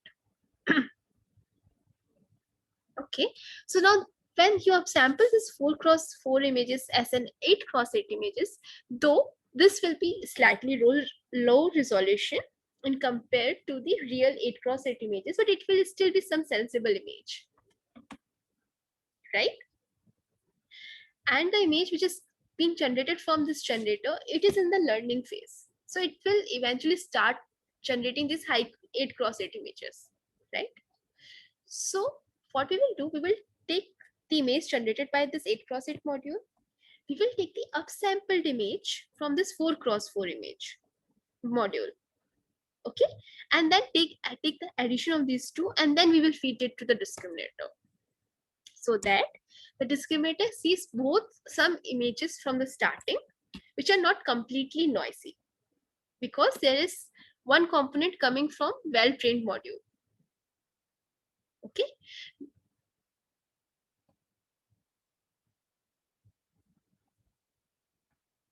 Yes. Right.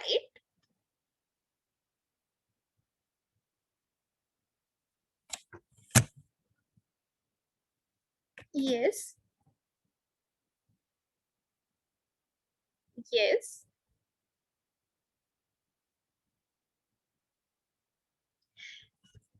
Yes, it will be increasing. So alpha is a value between 0 and 1. Let me first add it to you. So if alpha is 1, then you are just focusing on this generator 8x8. If alpha is 0, then you are completely relying on the upsampled output of the 4x4 module. Right now, when we are training, we are in somewhere middle. In the initial stage of the training, we will give more weightage to the output of this 4x4 module. Okay, so alpha will be small. But as the training will progress, we will give more weightage to the output generated by this 8x8 module. Okay, and then that's why the alpha will increase here. And at the same time, 1 minus alpha will decrease. So this is the reason. And this is the question they have asked here.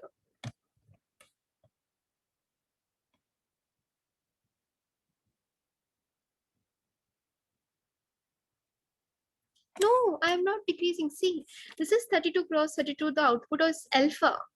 And the 16 cross 16 is getting upsampled, right? And that is being weighted as 1 minus alpha.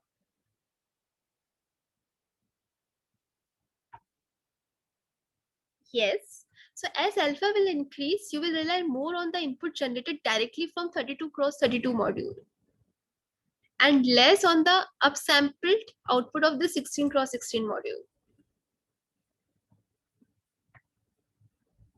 So over time and iterations, you decrease the alpha image and increase the 1 minus alpha so that you rely more on learned parameters.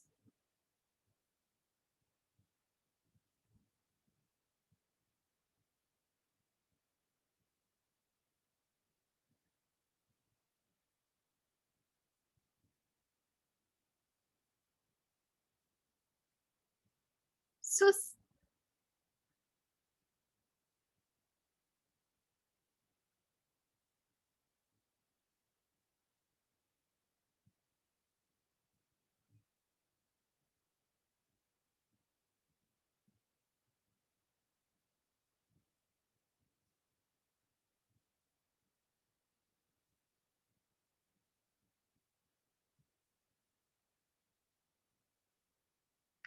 okay, so what will happen here is that, see, it depends on at what point of training you are. Now if you just see, if you are going from so in the starting of this, right, so as you are training progressing, right, so when you are going to suppose from 128 cross 28 you go to 256 cross 256. Okay, now at that point we have a network trained to generate the images from 128 cross 128, right? So at that point it will make more sense to increase this 1 minus alpha. But once that model has been trained, everything is working fine, then you can start decreasing 1 minus alpha and give more weightage to alpha so that 256 cross 256 model starts working.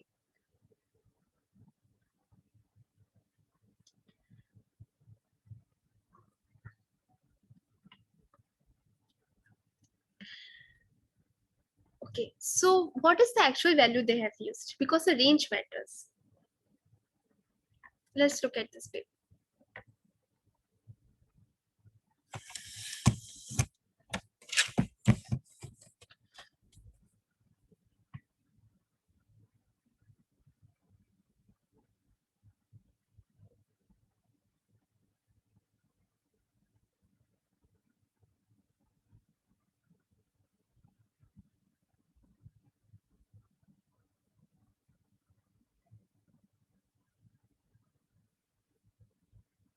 Which one?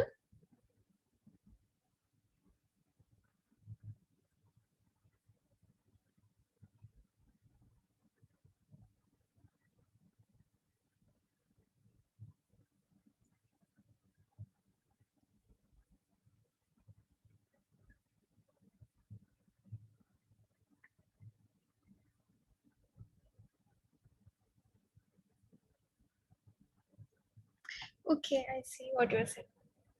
So here's the thing. You know what are these residual blocks?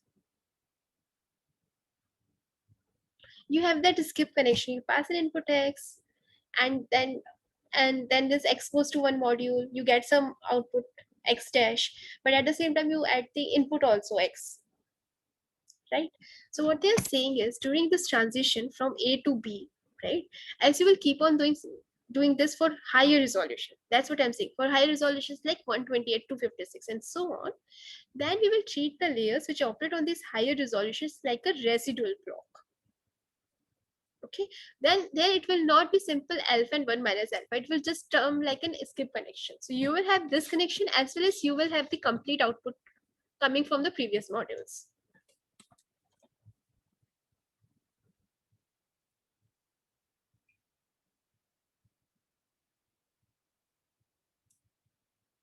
See, it's not completely a skip connection.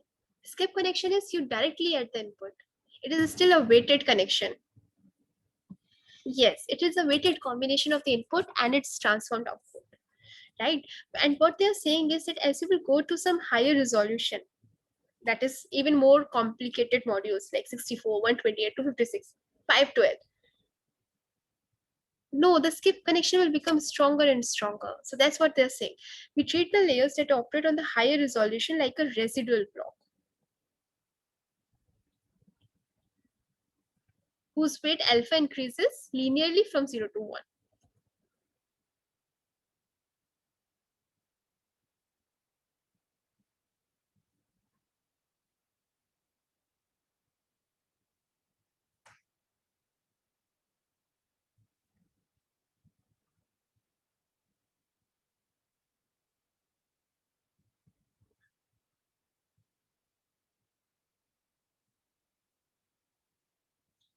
I did not get it. What do you mean?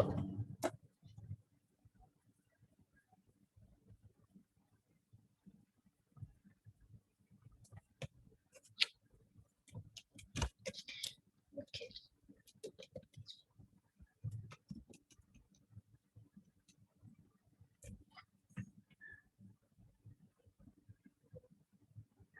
Okay, you remember what is fade then? Fade in concept there?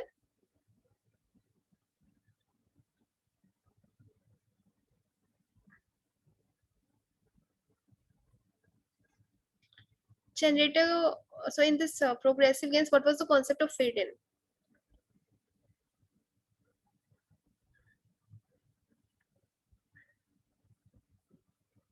So this is the fade in, right? When you're using this 1 minus alpha alpha, that is fade in, because you're not completely relying on the output of the new module added, but also taking the output of the previously trained modules, right? That is fade in.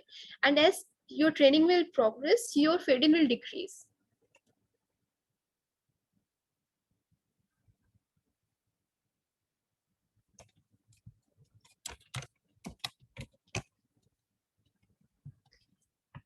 We have no alpha here.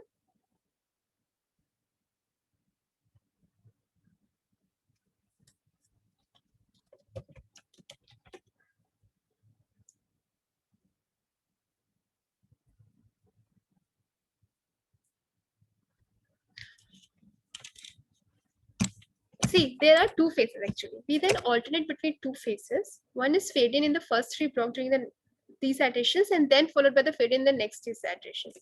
That's what I'm saying. It depends on the phase of training you are. At some point you want to increase the alpha, at some point you want to decrease the alpha. Depending on how well trained your current module is and the upper modules are.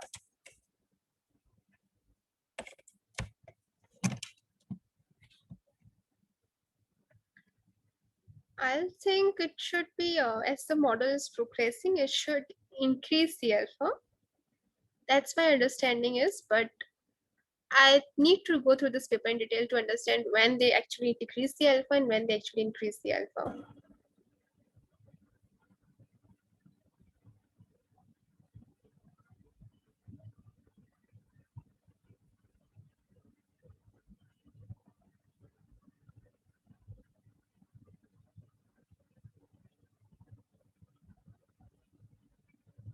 Okay, then just post a query there as well that what should we.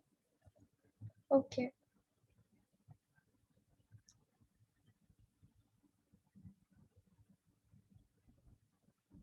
Because I think over time and iterations, we should increase the alpha to rely more on the learning parameters and to make this loss stronger in comparison to the learned parameters. Yeah. Just see if there's some issue with this answers. Have they given the solution to it? What is the explanation they are giving in the solution?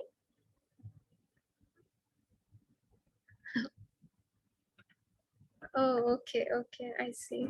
Okay. Okay, yeah. Which questions? Yeah, we'll come to that. So first, let me ask Rahul: is he having any other question in assignment 11?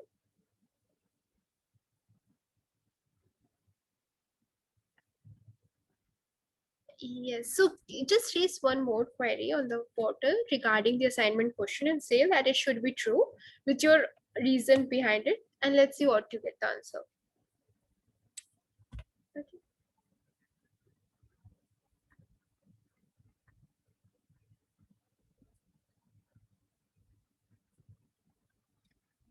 Okay. So which question? Yes. We were doing this question. So assume that appropriate padding is applied for all convolution and pooling layers so that the output is half the size of the input. All the convolution operations in yellow blocks have 52 filters each, and all the conv operations in red blocks have 68 filters each. If a feature map of size this is given as input to this inception model, what is the dimension of the output of this model? So we are getting this as a feature map here. Okay. Now you apply this 1 cross 1 convolution, 1 cross 1 convolution. What will be the output?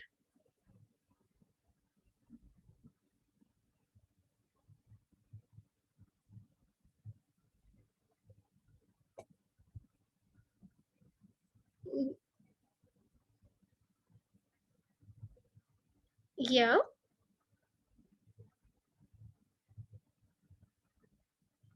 224 is the channels.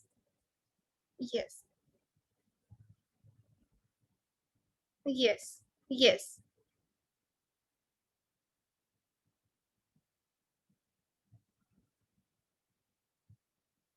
No, you have to concatenate it, right? The channels are being decided by these filters actually. So just start concatenating it. Okay, so for example, all the convolution operations in yellow blocks are 52 filters each. So 52 plus 52 plus 52. Yes.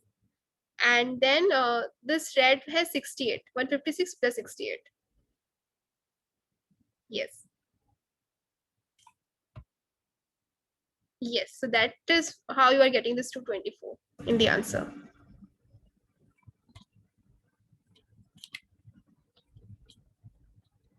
No, no, no, no.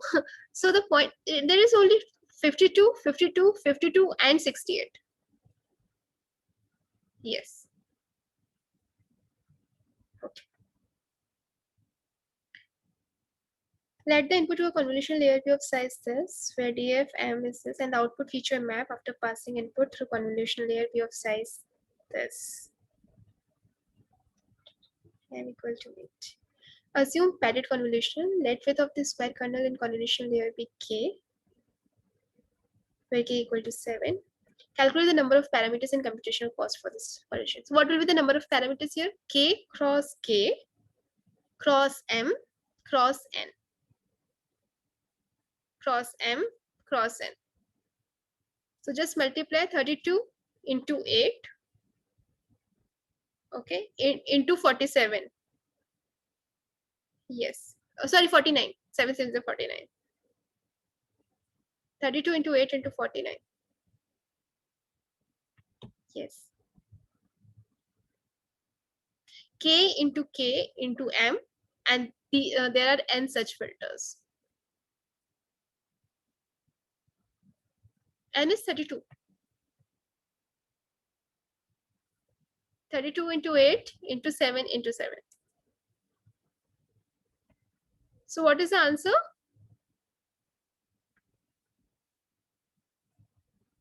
Okay, okay. The next is number of parameters and the computational cost for this convolutional layer. So here your DF will come into play. So the image size is 100 cross 100, right? And for each 100 here, how many computations you have done is 12544, right? So just multiply it with 100 cross 100, because your image output has a shape of df cross n. Okay, and doing 12544 gives you one vector of length n. Yes. So if you compute 12544 operations, you will get a vector of length n, and the output is actually 100 cross 100 cross n. So that's why you have multiplied by 10 to the power 4. Using the same dimensions specified in the previous calculation, calculate the number of parameters and computational cost, but make use of depth-wise separable convolution instead of standard convolutions. Okay.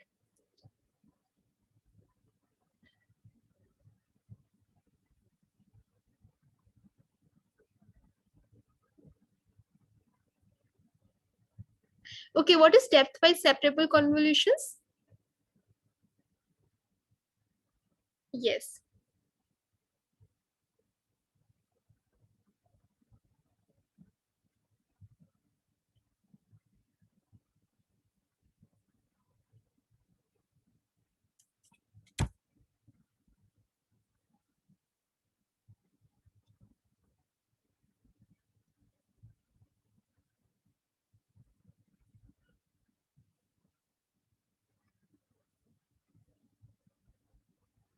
No, there will always be a possibility to factor it. It's not that you cannot factor it.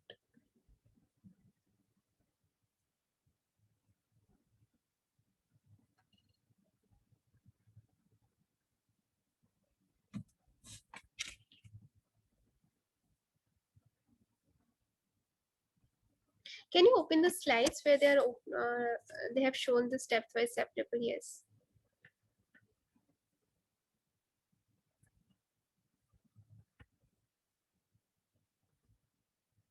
It's okay. I'll open it.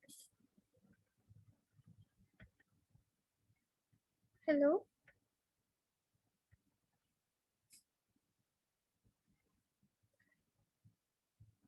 These all the slides are already shared in the course, so don't worry about that. The lecture materials.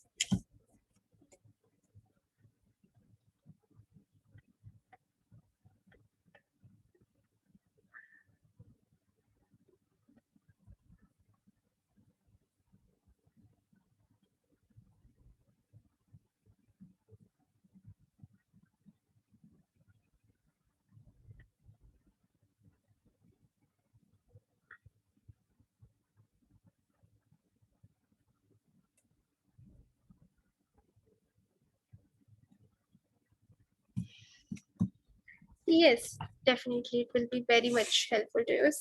You don't need more than that. Just study all these slides nicely and it will be done.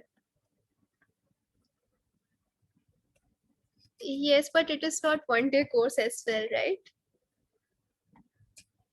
So if someone has been sincere about this course, yes, yes.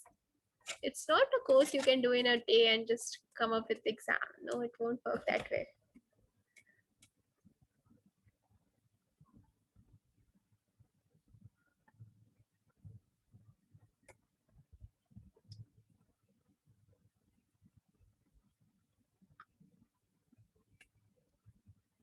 No, I don't think so. It will be similar to the assignments you are having.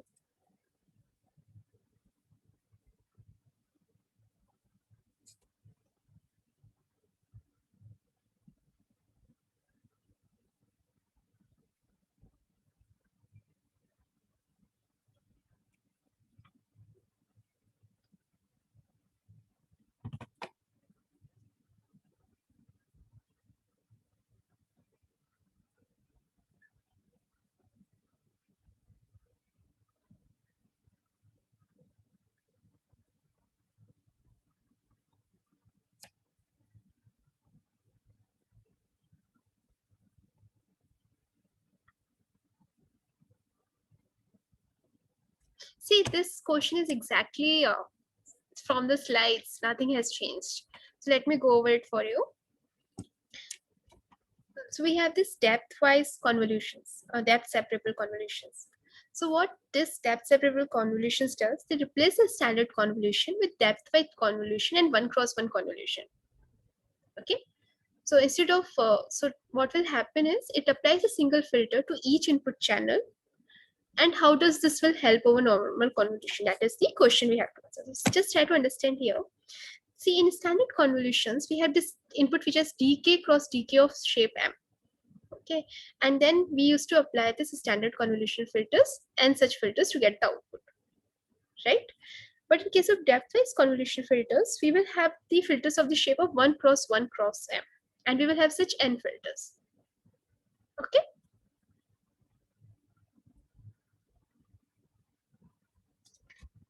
So now what will happen is that the cost has been reduced here. So if you see here, this is slide directly.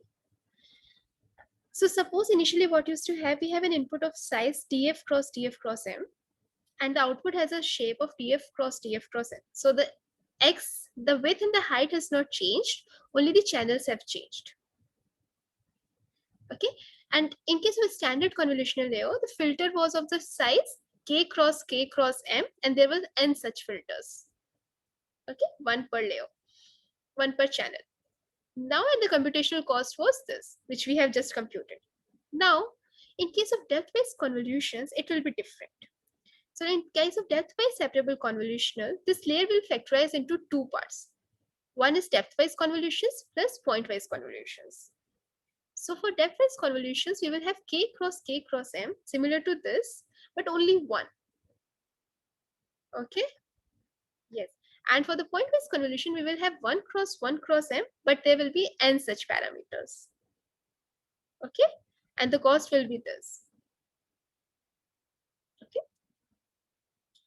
So this cost has been reduced because the standard convolution here, dk cross dk times m, and then repeating these n times, has been written as a sum of two different convolutional operations. One is pointwise convolution, 1 cross m, and the other is similar to the depthwise standard convolution, but with channels as one. Okay. Yes. Week 5, part 4, slide number 8.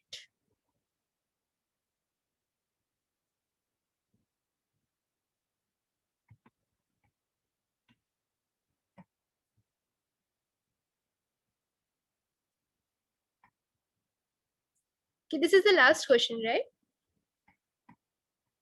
Okay. Okay.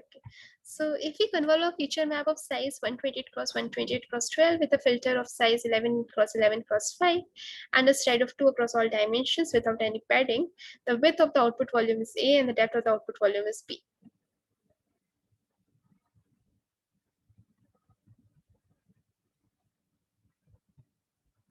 So what will be the width here? You apply 128 cross 128 with a filter of 11 cross 11. So this is this is your feature map and this is your filter size.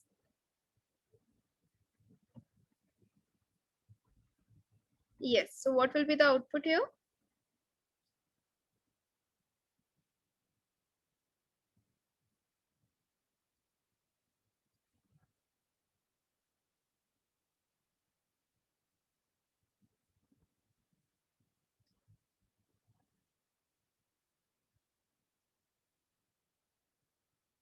Yes, the formula is there. It is given in the slides. You can just look at it. I need to locate that formula, but it is definitely there in the slides. So when you will just start with the convolutional layers, you will get this formula. Okay. And the next question is the same thing. You can just do it. So maybe I can do the one part for you. So there's this 128, right? So what will the effective size? They are using a padding. There is no padding, but there is a stride of 2. Okay. So it will be how much? So we have this, the formula is basically, this is the input minus the size of the kernel divided by the stride. So it should be,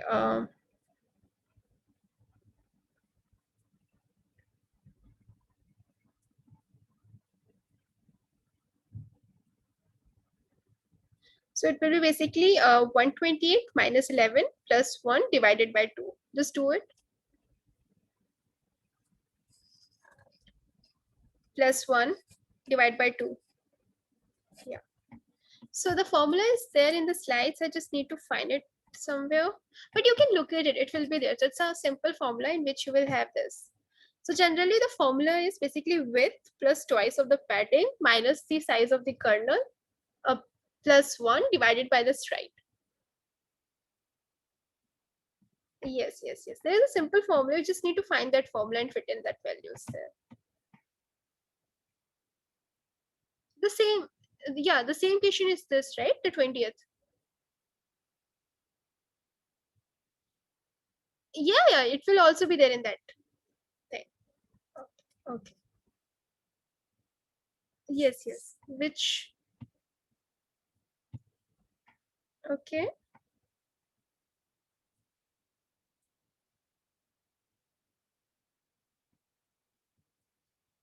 Is there no assignment here or what? Oh, okay, it's here. Quiz week, get assignment. Question number?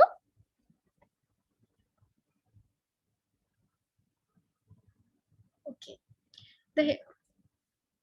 The RNN given flow used for 3-class classification. We have an input, RNN hidden layer 1, 2, and then we have the output. The hidden layers D1 and D2 of RNN are 3 and 4 dimensional respectively and use the 10H activation function. H1 naught and H2 naught, H0 2 are 0 vectors of appropriate dimensions. Compute the probability for each class using the following data. Input X is x1, 2, 3, 4, minus 3, 5. Weight parameters are given as this U1, U2, V1, V2, W. Okay. So you remember RNN?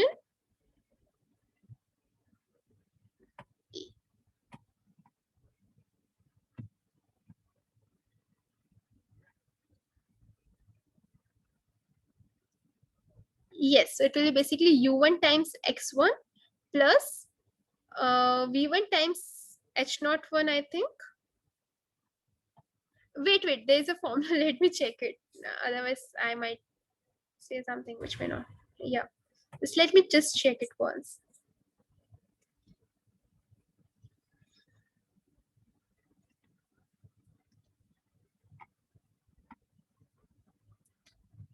This is the formula.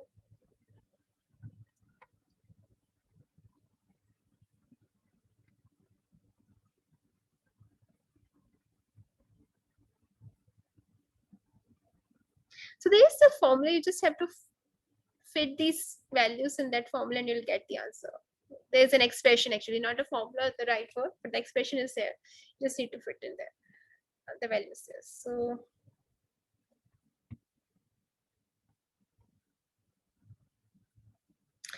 here is the function. What's everything? See, here it is. So u times of xt plus w times of ht minus 1, and then apply a tan h here. So it will be u1 times x1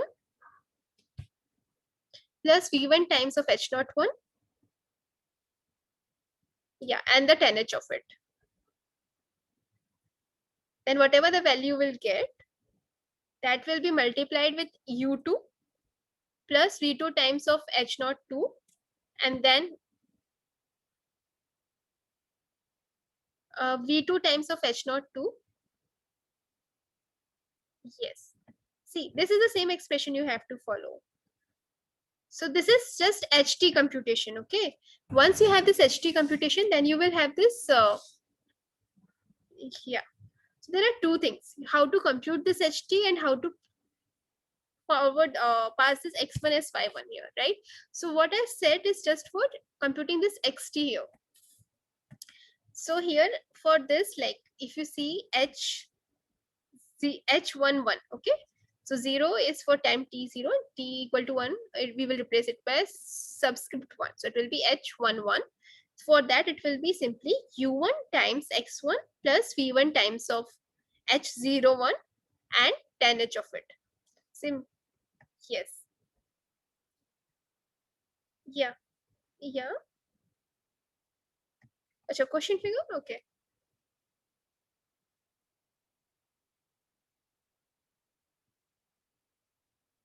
Okay. U2 into x2? No. U2 will multiply the output of this layer, the green layer. So the output of the green layer is now x for layer, second layer of the RNN.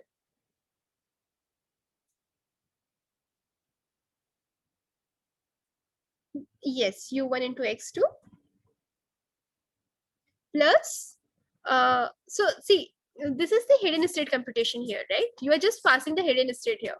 So that is, for example, the hidden state at time t equal to 3, that is h3 and 1, that will be simply as u1 x3 plus v1 times of h21. And h21 ke liye you apply this formula again, the same formula we have here, right? Yes. Yes. That is hidden state, not hidden layer. Yes. So you multiply it. See, you start with this, right? u1 times x1 plus v1 times of h01, apply a tan h. You will get h11. Then simply do u1 times of x2 plus v1 times of h11. You will get h21. Apply the tan h, obviously. h1, h11, and apply the tan h. You will get h21. Then u1 times of x3 plus v1 times of h21, tan h of this you will get h3. Yes. Yes. Okay. Right. Yes, so for this computation here, the softmax is nothing but Vt is equal to V of Ht. Okay, so what will happen here is, whatever the hidden state you have computed here, right, Ht, yes, so now that H11 will be passed as an input to the next layer. So H11 into U2 plus V2 times of H20, H20 and tan H of this. That will give you H21. Then H21 plus U2, H21 into V2 plus U2 into H11, H11, yeah, no, H21, which is coming from downward. And then tan H of it, and you will do it. See, I'll tell you, the easy solution is just remember this formula here. Okay, this expression here. Ht is equal to tan H of U times of xt plus W times of Ht minus 1. Okay, and just keep on applying this expression recursively for each block here, and you will get the answer.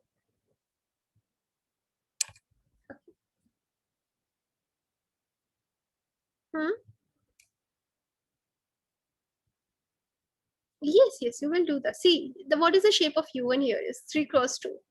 What is your input shape? Yes, so you will, yeah, yeah. See, yeah, you will do it, you'll get it.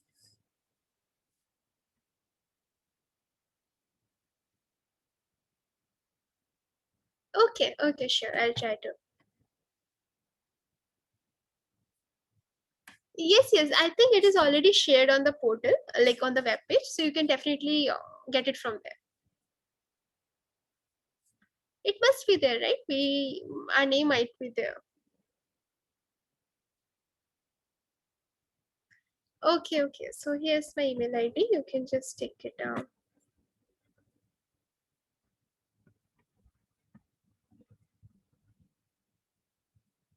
Give me a minute.